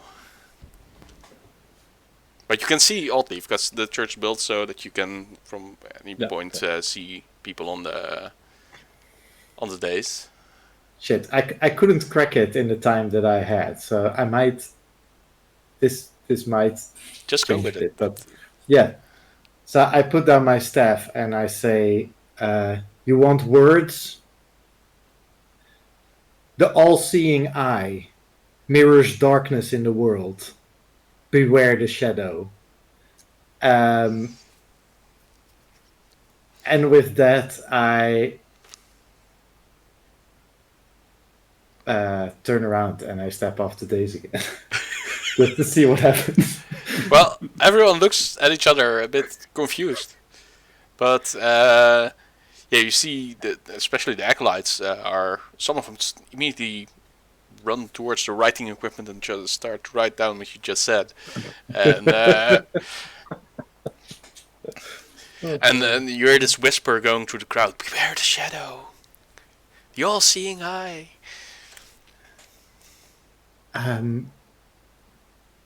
I walk off the dais and walk towards Bowin. Is the rest there as well? Gunther is trying to make his way to the front rows, if that is at all possible. He mumbles something like, "What madness is this?" Bowen gets a bit smaller as you approach, trying to hide in plain sight. So I walk over and I say, okay, I don't know what's going on, but I was with somebody and I really need to find this person. And I'm afraid that he got lost somewhere along the way, but I need to find him. We need to find Fennec. Does the name say anything to us? Does this have anything to do with the eye you spoke of? Yes, it has everything to do with the eye I spoke of. And it sounded a bit like me from that scene from Torrents of Rust. God. I ignored I had no time to think about that, and start walking towards the door. Well, the crowd parts way in holy reverence, and I walk after him, after her. Yeah, at some point, one of the people that doesn't part ways is Gunther, but he's breathing very heavily. Mm-hmm. And the exit of this church is actually there's this wall, and there's 2 corridors that there's you walk around that wall before you head towards the exit, and so when you come inside the church, on that wall there are the 8 tenets of Aedon, and maybe if you walk outside, you glimpse at that, and they look just 8 tenets of Aedon. You might remember that from somewhere. I've heard Bowen mention them every day, but I can't seem to remember them all. When you come outside, the whole square is filled with people, and as soon as they see you, they start to cheer. Way! Oh, frack me. I need to get out of here, guys. I don't know what's going on, and I don't know how to react. I don't know what they expect of me. I just know that I need to find Fennec. Who is this Fennec you're speaking of? He was a gnome. He was with me, and I'm afraid he didn't come through with me.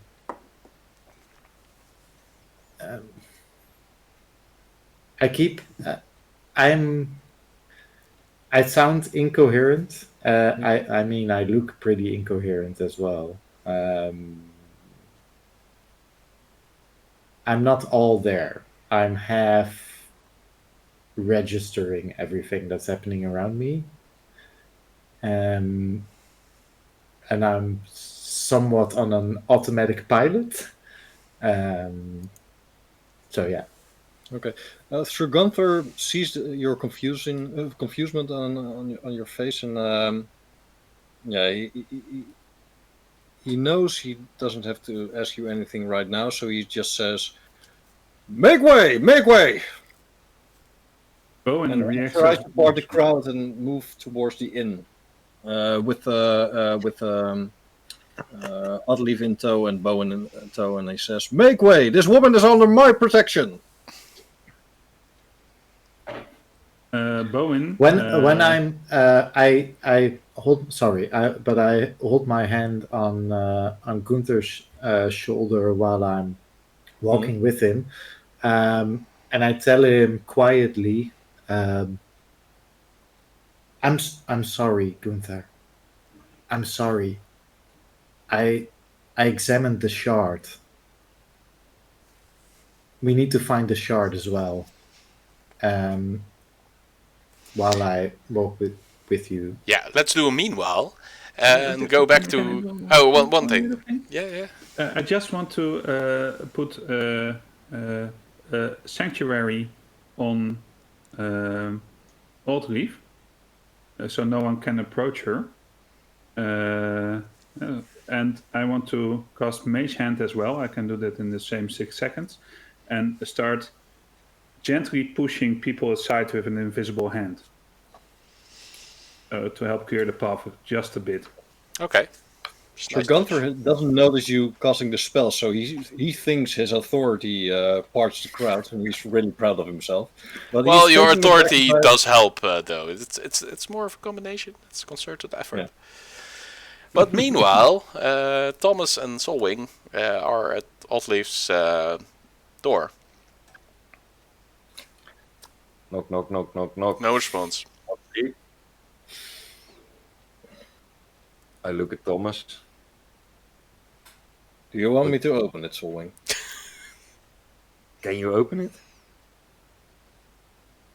I mean, I can go downstairs. The innkeeper told me that he would open the door if she didn't respond in the morning. Yeah.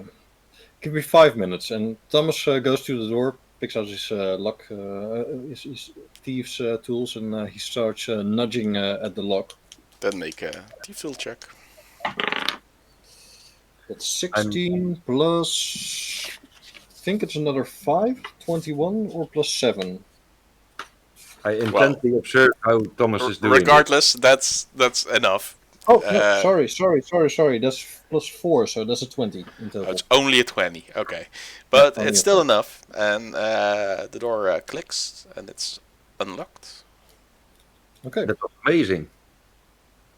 But the kid still can't open the door. Can I say something? Yeah.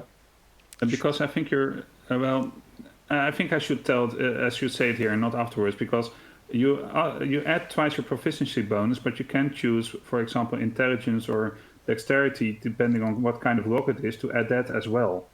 Oh, okay. Then I noted it wrong. Then it's a plus 7, so it's 60 plus 7. That's 23 in total. Well, then it fails. Okay. Before I open the door, I say to Solwing, if she is in any way undressed or inappropriate, we close the door. Because I don't want to be Depending on her situation, because if she's bleeding out, then we don't. Okay, let's have a quick glance then, and Thomas opens the door. No, you don't actually, because there's something blocking the door. Kunk. Yeah. Okay. What happened?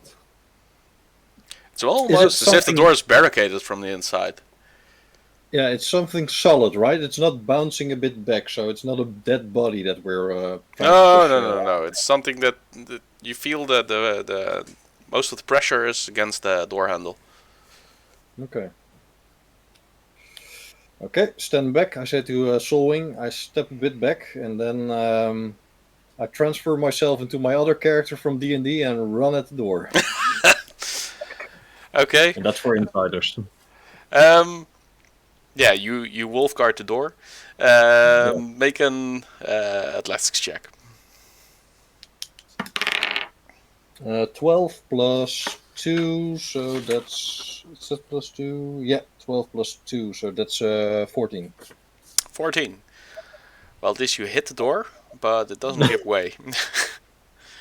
So you run at the door and you bounce back and fall onto the floor. Quickly stand up again. I think Okay. Solwing's looking at you kind of confused. Yep.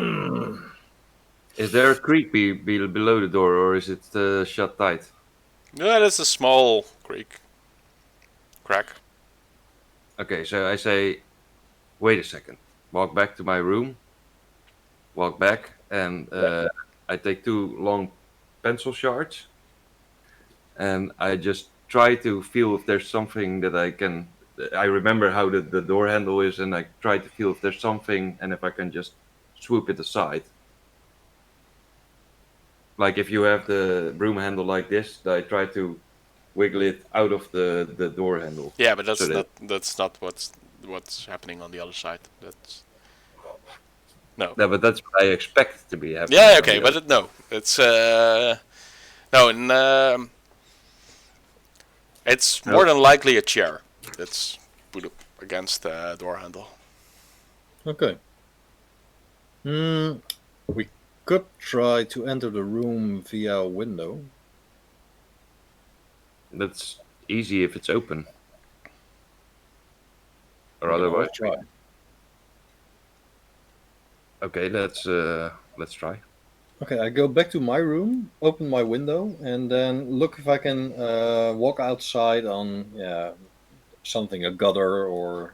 What do you do, or- Solwing? I say The man move with aside. wings. And I just go out of this window and I flap my wings and I fly back to the window of Oddleif and first I see if there's not too many people looking. No one's looking up. Everyone's trying to go towards the square. Okay, so then Take me to church. pry open the window. Well, window is not locked. You can just lift it. Okay, so I do, and then I enter the room, and then I remove the chair, open the door. Hope Thomas is already there. Yeah, I'm there. No, yeah, the room's empty. You can see Oddleif's stuff, like her backpack lying there. But she isn't there. There's no Oddleif. There's no spear. But you see in the middle of the room, there's been this marking on the floor, like this arcane symbol of some kind, and most notably, that glass shard that Gunter gave to her is lying in the middle of it, on the ground. Okay. Okay, so I have some memory of what was spoken about that. So I immediately throw a sheet over the glass shard, Mhm. and then I open the door and hope Thomas is standing there. Presumably I didn't run into any trouble during these 5 seconds. I moved to the front door of her room, and if it opens, Yeah, there's a chair pressed against the door. So if you remove that, you can just open the door now. Solwing already told you that Yeah. he wanted to remove the chair. So. Yeah, well, Okay. but no Oddleif. Oh, what's this on the floor? And I Yeah, it's point not- at the magic circle. Which you don't see because I threw a sheet over it. No, you Fine. threw a sheet over the glass shard, right? Yeah, but it's an Yeah. old bed sheet, so it covers the Oh, okay. Why is there a bed sheet on the floor? And where's Oddleif?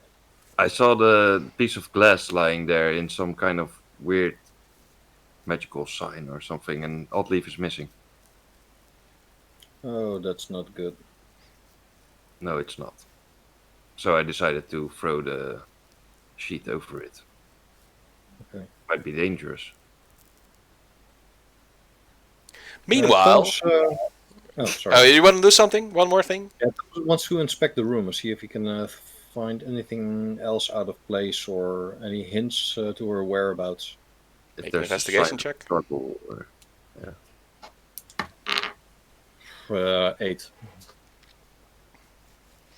Nah, don't see anything Investigation else. is not Everything my else focus. looks kind of normal. Like the bed hasn't been used, but that's all. Except that Okay, the before- sheet has been ripped off. And Before we forget, before we leave the room, Thomas picks up the bundle and the glass shard. So before we leave the room, not that we are halfway the adventure and we forgot the glass shard. yeah. Finally reach Brandwick and what were we doing here again? Oh yeah.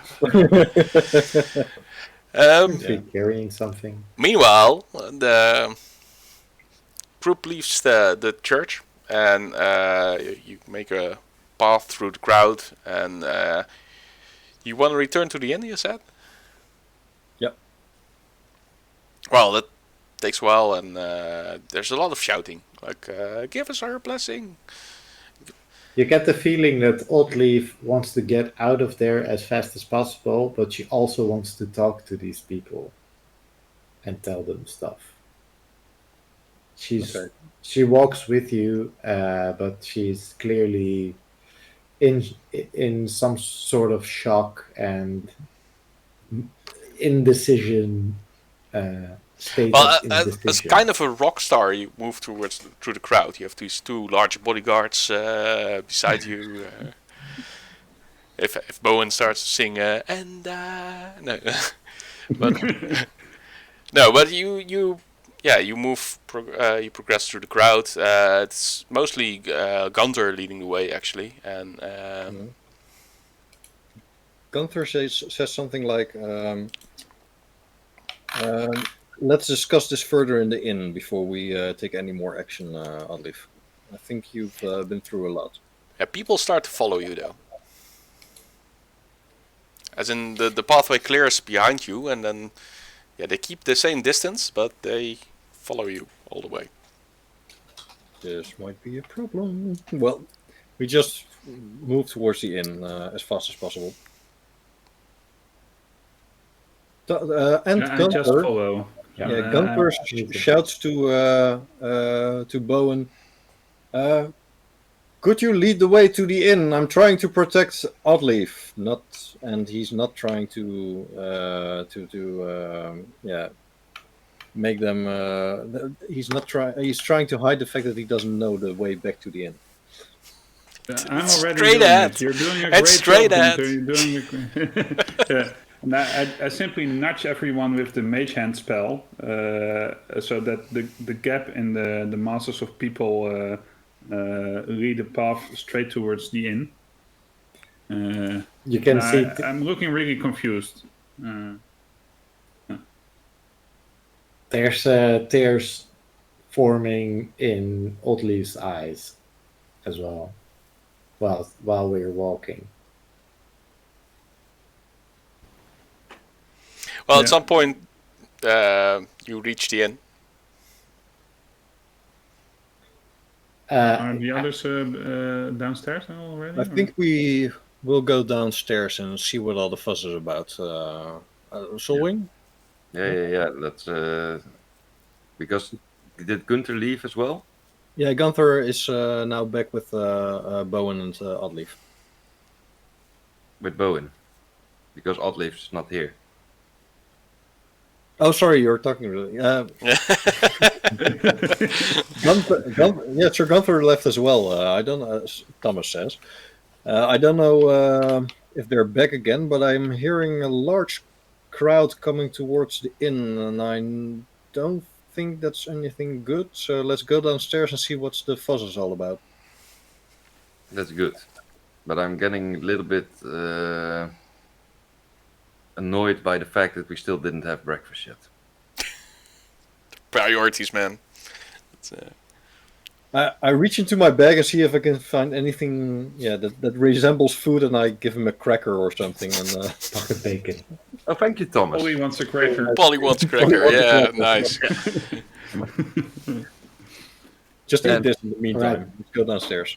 I have another one. When we get to the inn, I turn around and I say, "You don't need to follow me. You don't need to follow anybody. You got to think for yourselves.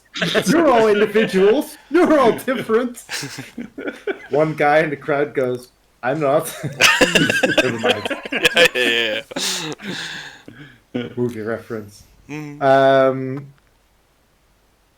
No, when we get to the inn, I look around at the people that have gathered and followed us, and just turn around and say, "I need my rest. Please go to your homes." And I walk in. She sleeps at an inn? Wow. I need to book a room there too. I put my pants on one leg at a time, just like anyone. So. Anyway, when Oddleif moves inside, I turn around, I look at the whole crowd that's gathered there, and I say, I think she needs some time, and of course she's staying in a normal inn because, people do that, and but I'm sure that He will appear again at another moment. But we will announce this. Yes, that's what we will do. And so we send scout outs all across the city to say to you all when she will be speaking again. Bowin is really thinking that he's making some kind of Glorious statement. Yeah, no, he's saying it because he's really confused and he thinks that this will keep them away and they will all start to forget what happened. Well, they look at each other and you hear them say, "What's he saying? Speak up! We can't hear you!" You back and Go to your homes! We call you when it's time! don't call us, we'll call you. Yeah, they See, I got myself a manager. stand around a bit and confused or an- and just stand around then. So yeah, you're all Okay. inside. And I close the door and I say to the innkeeper, is there something we can do to close it in a bit of more permanent manner? I know you will probably lose some customers this day. I but just think keep you on will walking. I go. You'll do better in the next few days. What's happening? Well, they've mistaken the playwright for an angel. Why? And I don't know. And I walk past him and follow Oddleif, Oddleif to you're where back. she wants to sit. Is he an angel? I In my walk establishment? I walk up the stairs and go straight to my room. So you ignore us. So, oh yeah, if I run into you, then Yeah. Yeah, they're standing there. Yeah. I'm like, Oddleif, you're back. Thomas Solwing, it's so good to see you. I need the shard in my room. We got it. We got it. You found the shard? Yeah, we found the shard. It was still there?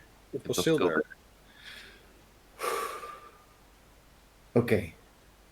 Okay. That at least is a good thing. What happened? I don't know.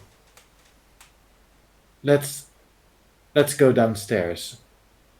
And I go downstairs again. And just sort of collapse in the first chair that I see. There's always people pressed against the window that want to take a look outside. You see the innkeeper's closing the drapes. He has bolted the door shut and he just looks at you guys and shakes his head. And this better not be I'm bad for sorry. business. I think. Oh, you don't worry about your business, sir. And then I turn to you. I had to examine the shard. I had to know what it was in order to better protect everyone. But I wasn't ready for it. It was as I thought. I got transported to some place. I don't know what. I'm trying to wrap my head around what I saw and where I've been. The only important thing that you should know is that while I was there, I met somebody, a gnome artificer named Fennec. And I promised him I would get him out. And I was holding his hand while we were getting out. But he didn't come. It seems like he didn't come with me. And then I apparently fell in the church. I don't know. I don't know, guys. You all see now see that she's wounded as well. There's this large gash across her torso that clearly fabric has been ripped apart there by something that didn't do it nicely. So you didn't leave your hotel room? In-room? Well, no, not here, no. That's what Through you're the asking her? through the glass shard, yes. So Gunther says, but that sounds like a terrible thing you went through. And this glass shard. It was. That glass shard is very dangerous. I'm having second thoughts about why we would deliver it to my friend. This glass Who's- shard. What do you know about this person that you're supposed to deliver it to? Yeah, what I know about him is that he's a a friend from long ago, and I trust him with my life. So I don't know what he wants with this shard. I was just asked to deliver it to him, and that's it. Is he somebody who is learned in arcane ways or No, the divine? He's an old friend from the knightly orders. So no, I don't know if he practices magic. Not to my knowledge. No. What knightly order is he part of? He was part of the Order of the White Rose, my order. As well. Why did he leave? It's just, he became too old to do this job. Well, that's the pot calling the kettle black. No, he got too old and he retired. So, So, but this before glass we shard. go any further, because we can say something about everything that's happening here, but are you an angel or not? That's the first thing we have to determine. Are you an angel? I am not an angel. I'm simply the person you see before you. But I understand nothing. So you were in your room, you looked at the shard, and then you were gone. And now you're back, but you didn't come back through the shard, but in a church. Yes. By magical means. It makes no sense. Do I know about the magic of teleportation? Like, are these known stories of mages that Stories? No, Tele- teleportation definitely exists. But only Yeah. very powerful mages do it. But yeah, but so it's a known thing. Like, people know that it's something that can happen. Like, Yeah, but that there the- are people so powerful that they can reappear in move to- another spot, yeah, instantaneously. But that's not what happened here. Well, No, but the concept. Yeah, the concept, concept exists. We need. yeah. I need to We need to translate it to concepts that we do know. Yeah. So we know Sure. about teleportation. So. Yeah, How long were you gone?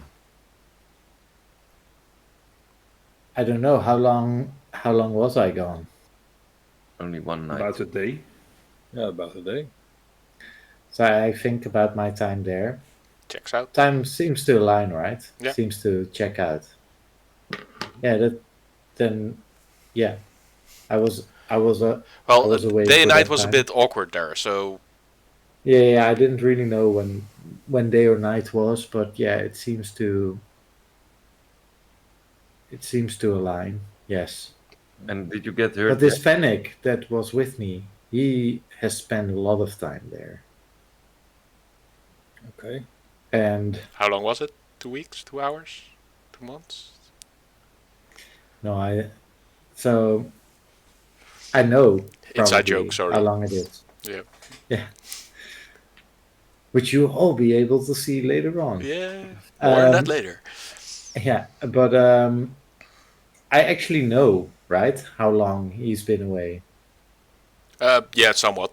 Because I could count the markings. marks the markings. Yeah, it's been at least 2 years.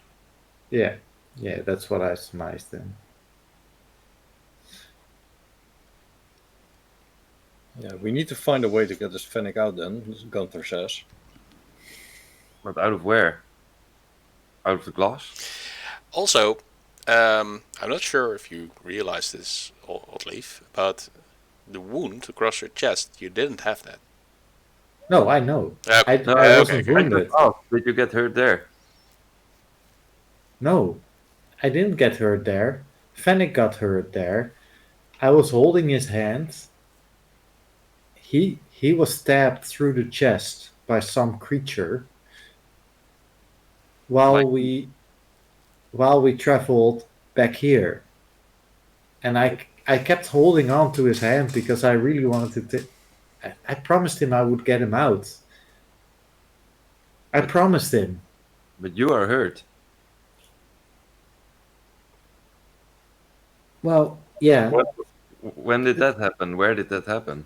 Did I don't the church know. do this to you? No, they healed me. They say.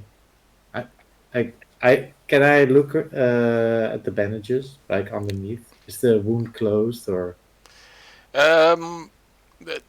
It's not. Yeah, it's Like kind as of soon close. as I try to pull, if I try to pull it away and I feel that it sticks, then I won't pull any further.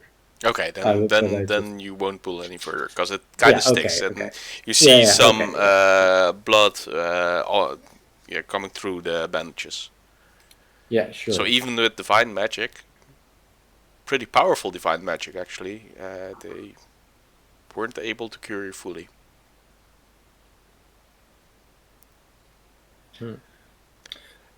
In the meantime, Thomas is anxiously walking past all the windows and see if he sees any suspicious figures outside on the street other than the large crowd. Sorry, do you have a wand there? Because I saw you waving around something and it kind of distracted me. It's my pencil. Ah, okay. Yeah, it looks like a wand. It's like this cheap magician's wand.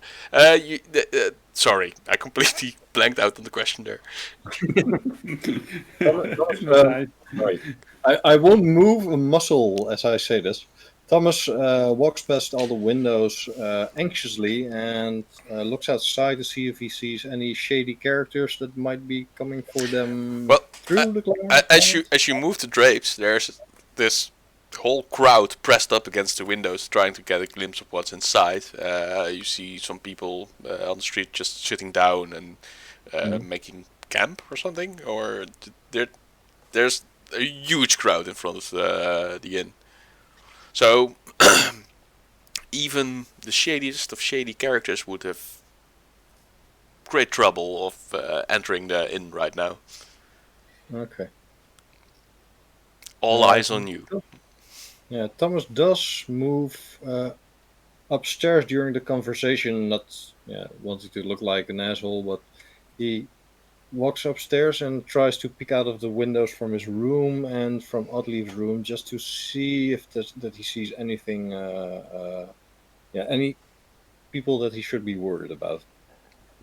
He felt quite brave last night, but Make a perception check then.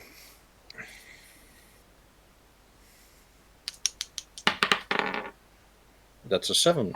7. Well, it's just a bunch of religious fanatics, right? So they can probably be dangerous, but not in the way you're thinking of.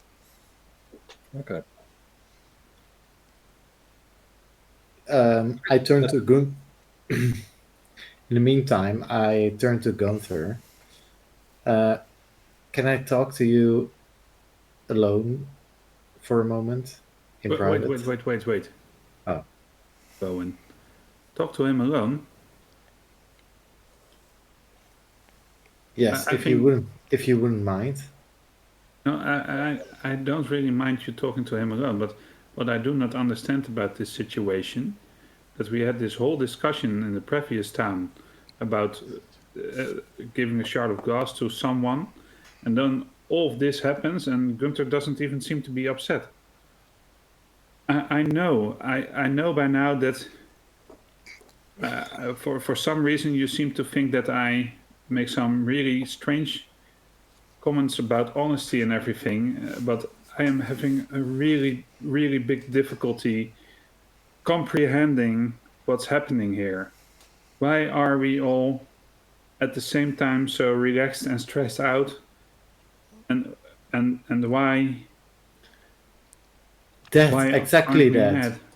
We're all relaxed and stressed out and mad and confused at the same time, I don't know what happened. I don't I've know got a what's Fey going lady. on. Here, look, I've got a Fey lady here. I look at the Fey lady. A butterfly lady, sorry. Yeah. What is that? Can I roll a? I want to roll a die. Yeah, roll a dice. Just Yeah. roll one and tell me what you're rolling. Yeah, I'm like either history or arcana. Oh, sorry. Let's get my sheet.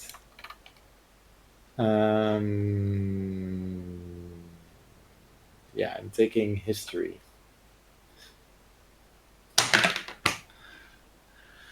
Well, that's a 2. Plus 4 is 6. While looking at the tiny creature in Bowin's hand. Yeah, you have no idea. And Kiss is all cuddled up against her with his big eyes, you know. What is that? Yeah, well, What's going on? Yeah. talk to Thomas, then there's this church thing, then there's you, then there's Gunther not being mad. Gunther Solwing says- is the only normal person in this this whole room, I think. And he's a bird. Gunther I says, can't react to that one. Yeah, I can't. And I'm so confused about how to react to all of this. And I know it's not my time to react, maybe, but I just want to say that I don't get it. I just don't get it. I'm Bowen, going to cook something for you, and I Bowen, walk away. okay. Solwing said, yes! That will help us all. Yes. I do say to Oddleif, Gunther says to Oddleif, I am mad about you using the shard, but there's a time and place for that. We need to get you to safety now, and we need to get you healed up. We're because you're, we're alone now, right? Yeah. Should we still leave early? Sure, says the innkeeper. We're sitting at a table. I turned to the innkeeper and asked him if he would give us our privacy, please. Yeah, it's fine. You guys clearly have some stuff to sort out. I just say to him, I'll help you cook, and I don't even ask it this time. I just start cooking. Sure, chef's not in yet, so. Oh, there goes Eric. Rage quit. Yay. Leave you alone. Yeah. But should we still leave early? Oh, Thomas is not here. Where's Oh. Thomas? Thomas is upstairs. I mean, Oh. Thomas is upstairs, so you. You guys are cooking. You guys Thomas are has a very, cooking. very good reason for wanting to leave early, but I don't know exactly what it was. But there might be some new people. Solwing, need you in the kitchen. I immediately go to the kitchen after being summoned there. Yeah. Okay, Give me an egg. cooking check. Please I start want to hear the cooking check. You can aid, Solwing, so you can Yeah, also roll I a don't know if d20. I really can, but I will try. No, Yeah, but it's your No. dice. Okay. no, it's like 4, and I don't think I get anything. So Okay, You so can if- also give him then- advantage. then- yeah, but the that result is is the 17. advantage. It's Solwing's die is the advantage. Sorry, Yeah. what was that, Bowen? 12 plus 5 is a 17. 17. That's nice. It's okay dinner. That's okay. Breakfast. No, it's actually very good, but not pretty not, good. It's not pretty good enough to lift your spirits completely and give some. But kind we're of not weird bonuses. doing that. They're cooking. I'm alone with Gunther. Yes. Yes. So he berates me, Yeah, a bit. Which is- not which is fair enough. Yeah. So I after that I know, and I'm sorry, Mhm. but I didn't know. I took precautions. I thought I knew what I was doing in examining the shards, because I didn't want to run the risk that based on the magic that I saw on the item, I was afraid that somebody might be listening in on us or watching us, and I had to be sure. And that's why I tried to examine more specifically what this item was about. And I'm sorry, I should have warned you. I should have told somebody at Yeah, why least. didn't you get help from us? I mean, you're just as irresponsible as Thomas. You're like a brother and sister. Okay. I'm sorry, I'm just frustrated from last night, and now this happens. It's all a bit much. I'm truly sorry, and I will try to make it up to you.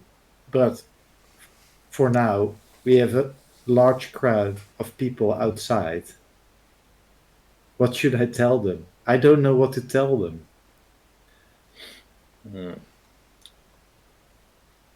I don't know. This is not my area of expertise. I think you should turn to Bowin for advice on religious matters, because I'm at a loss here. I mean, that's why I wanted to talk to you, because I'm not religious in that sense myself. And I know that you are not.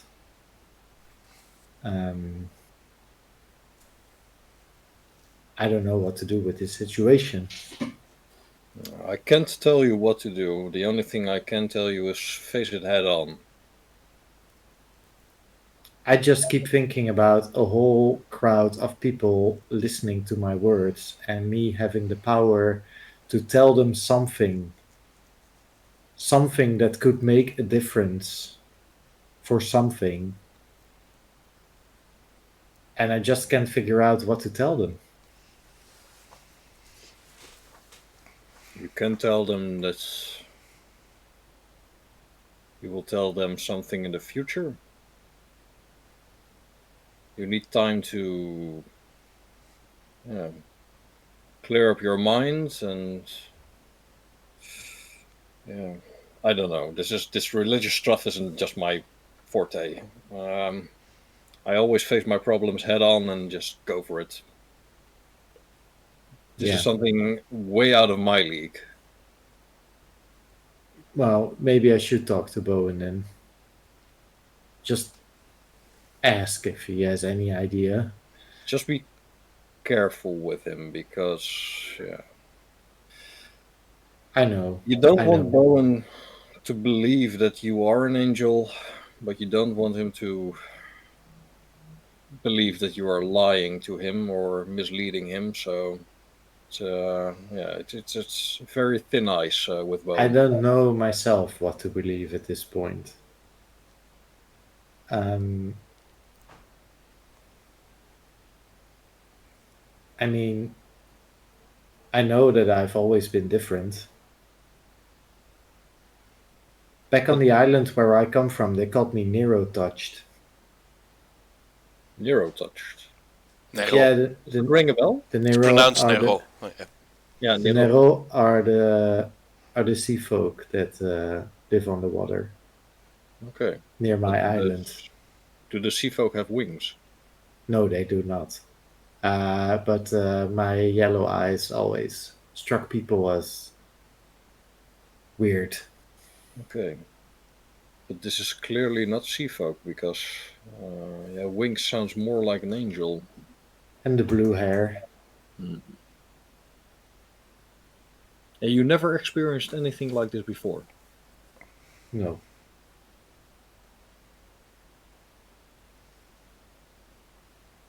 I mean, no.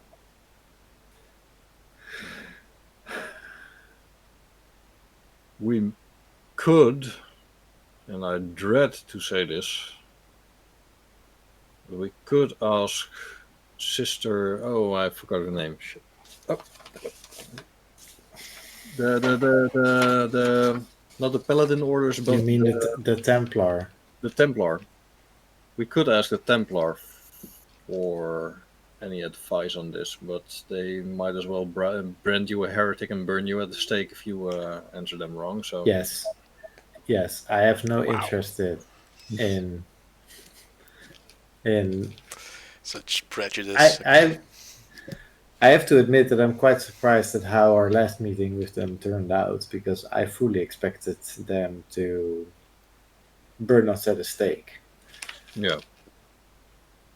But Seeing as they have how they've handled it in the past, yeah, that would have been my guess. Yeah, I don't know any religious people that can help us with this question. Only Bowin, and I'll talk to Bowin. I think that's a good idea. just know I'll this: talk to Bowin. whatever happens, we are behind you, kid. Thank you. That means a lot to me. Thanks. Nice. And then I wait for Bowen to return, and with Solwing And breakfast. and Brad. And breakfast.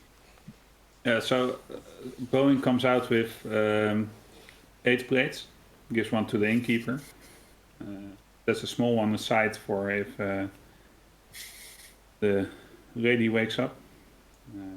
All 5 of us get a plate, and there's 1 plate left for Solwing after he eats his first plate.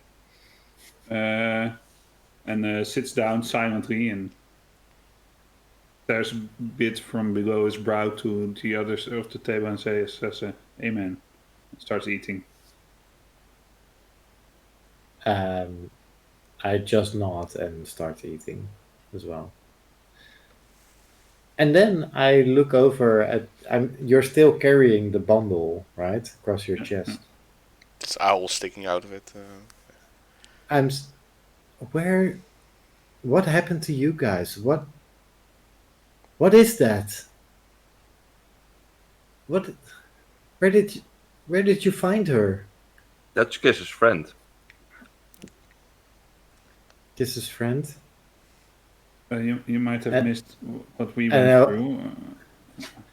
I remember Kiss hooting a lot before I entered the inn, but that's the last thing that I consciously. Well, we found a friend of Kiss, or Thomas did. And I'm it guessing was in a way it's a bit not the way it should have been done, but he did a good job.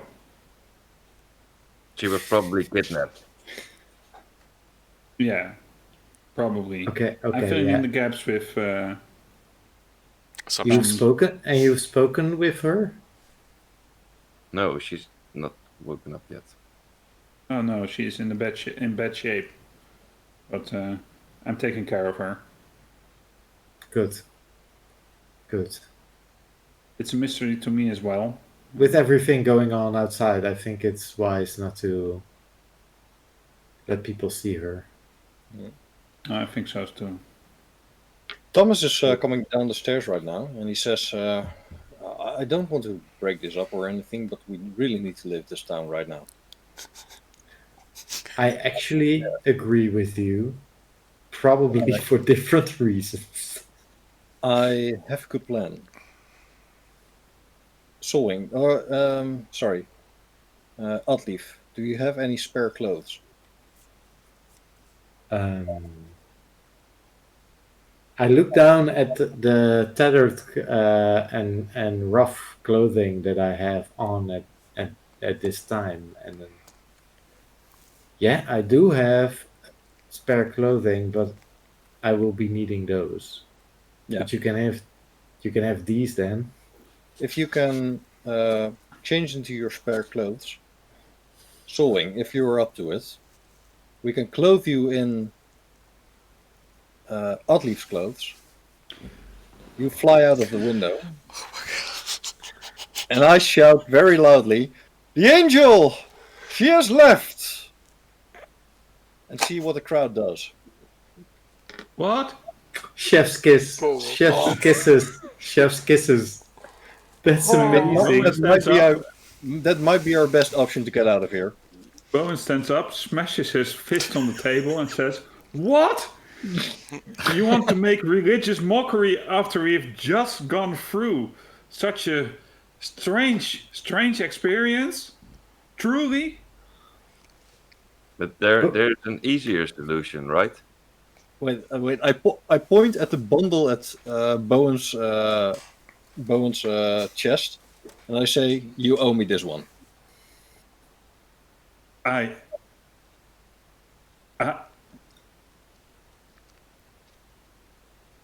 Okay, I'm not about to storm off because this is getting really complicated.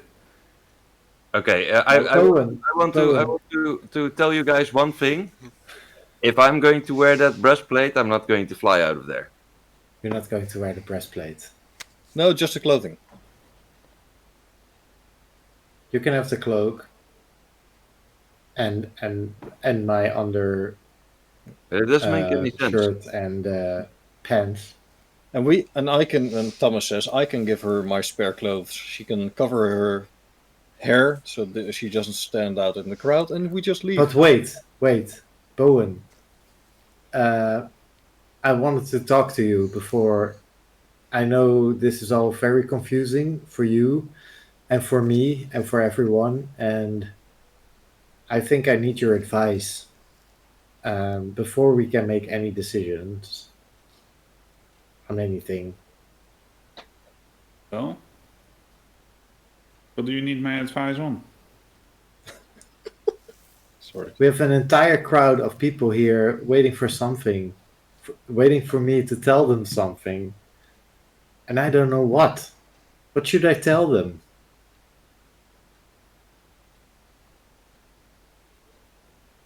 Well, what should you tell them? You are not an angel. But you I've already told them that. have landed. Yeah. I'm putting it together. You have landed in the church and have been dubbed a religious symbol of some sort. But you don't want to continue that because that would be a lie. But on the other side, there are a lot of people outside, and I don't want you. Anything you will be saying will be taken the most. In the way that it connects with them the most. So That's why I'm asking your advice. I will tell them a truth. A truth that comes from your heart, that helps them with what they are experiencing and seeing you as this religious symbol. But at the same time, you should tell them the other truth, and that's that you have only been. No, I don't know. Maybe you could say something like, "It was not me. I got hijacked. My body got used for a religious experience, but I have to be on my way now." I don't know. Don't lie to them, but give them some hope as well. But how can you lie if you don't know the truth? Or how can you tell the truth if you don't know the truth? You should tell them something about, for example, Aedon might have intervened on some part in what happened here. I do not know for certain if this is the case. I have spoken these words that came from my mind, which seemed to be appropriate at the time. But now I can only tell you that I do not know what happened, but at the same time, I believe that something has touched Brester in a positive way, and I hope you take that home with you. But for now, I have to go because this is not my place to stay for now, because my journey is another one than the blessing that Aedon gave to Brester. No, I like that last part. We can. The whole story, work. just like the last No. I like the advice. It was very good advice. Sorry, I did it. That came out wrong. No, thank you. That was very solid advice. Because Let I me think just- that Aedon did interfere here in I some have way, to- but I don't understand the way in which he did. I have to think about how I would word this. And I start thinking about stuff. Shall I give you 2 weeks to think about it? Yes, please. That's exactly what I want. Yeah, let's end the session. I want to keep on playing, but I also Yeah, there's a lot going on. Yeah, there's Yeah. I need so to. no I exciting need to- cliffhanger except for what will Oddleif say, but I think a lot of exciting stuff still happened during the session. So And we can always fall back on the Solwing with her clothes. yeah, because no, Bowen we can't. seems to think that's a good idea. But This anyway, adventure is getting complicated so fast. Yeah, this is a really. I did not expect this. No. I really, yeah. Hashtag not the Messiah. yeah, it's I just keep like a lot is thinking going Life of on Brian. about you I not keep being the thinking Messiah. about Life of Brian. Yeah. And I want that She's a very balcony naughty scene. girl. Yeah. So, yeah, I have to think about what I, because I am yeah, no, I'm not going to go into that. But what I'm going to go into is that we will be, we pre-recorded everything that happened to Oddleif almost 4 weeks ago, I think. 3 weeks ago. Yeah, sometime after last session, I think a couple of days after that. But yeah, doesn't matter. Yeah. We So, have the footage. We have the footage, we have the session. It's a one-on-one session between me and Roger, and I think it's a nice way. So we will be putting it up on YouTube because we also think it's story-wise it's really cool to look. I thought it was amazing. Also, it's a good way to show how one-on-one Dungeons and Dragons might work, which is also a good thing. He's and being it's just modest. so It was awesome. It was so great. It was there it was have real so much- intense 3 hours. So And yeah. after people see the session, they will go, "What happened to Fennec?" Because that's basically my whole thing now. instead of who's Fennec, yeah, yeah, not who's Fennec, where's Fennec, yeah. and what happened to him. No, I'll be definitely trying to figure out who he is, but that's besides the point. We were trying to close down the session. No, yeah. First of all, wait before you go on. Yeah. Yeah, so we'll be releasing that on YouTube soon. I hope before the next session at least. So That's the keep idea. an eye on that, and we'll let you know once it goes up. But I want to ask you guys as well as the chat. What did you think of the session? A lot has happened. So It was an awesome one and a very confusing one. Yeah, especially that. I'm actually like the same. I'm on the one hand I don't want to stop. On the other hand, I'm happy to have 2 weeks to to process take a it. break, yeah. Yeah. You really need to Like- process this. Yeah, yeah. Okay, I it's really fair need to enough. process it as well. I don't know how to. I didn't know how to react or what to do, or there's so many options, and they were all going through my mind. And Yeah, it's not like you were 2 week prepared break. for this, but I understand. But No. that's the beauty of D&D, Yeah. right? Being put in these bizarre circumstances and trying to figure out how you would respond. Marineo says that he really liked how this roller coaster ride was being ridden. Yeah, It felt more not like a roller coaster ride, but more like we were on a wild horse or something. Like Like a a roller rodeo. coaster at least Yeah. follows a predetermined path, Path, and I yeah. didn't feel like Roger might feel like that. I mean, obviously he has a predetermined thing in his head, maybe sort of. I but, just said go we- from A to B, right? And that So whatever this roller coaster, the path it's taking, it's gotten really weird. you're not really at B fast. yet. No. But that's for sure. Yeah. But I loved it. I really enjoyed this. I started the session watching Eric do his stuff, And then I thought, well, we can have a conversation about this. Then I thought, oh, but there will be a confrontation between Gunter and Oddleif. But, oh, wow, then there's this Oddleif angel thing. Oh, then there's this mass crowd outside of the door. Oh, there's this fey-like creature that's in my... and I simply don't know where to start. No, the fairy. I don't even know. I want to give attention to the fairy. Obviously, this is something very weird, and Oddleif has never seen it. And it's like, what is this? And normally, this would have taken up all of... and now it's just like, yeah, it's just one of the other weird things that's going on. I think I did warn you that there was a lot going in this session, but yeah. Yeah, it's good. It's good. Just like we say with the other group. It's just like, for you, it's the most important thing in the world. For us, it's Tuesday. Yeah, exactly. Oh, Monday. It's Monday, actually, yeah.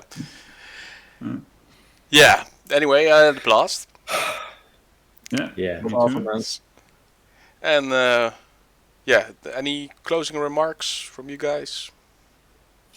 Yeah, so keep your eye out for the Oddleif's journey on YouTube. This episode will be on YouTube, and all our previous episodes, if you haven't seen them yet, check out our YouTube, like, subscribe, click that bell icon to get notifications whenever there's a new video. React to our videos. We really like interacting with you, all of you. You can do that on our Instagram, our Facebook, our YouTube. You can also do that more directly now on our Discord channel. All the links are down below in the void of Twitch. Join the Discord. And our next show will be next week on Monday, which will be Parallel Projections, where me and Jasper play through Planescape Torment. And the day after, the same couple on Tuesday. Yes, and you can see the same couple on Tuesday. Wow, which will be awesome. I'm already looking forward to it. Cool. So tell us how do you role play? And, yeah, that's the big theme of the evening. Then Talking Void. Yeah.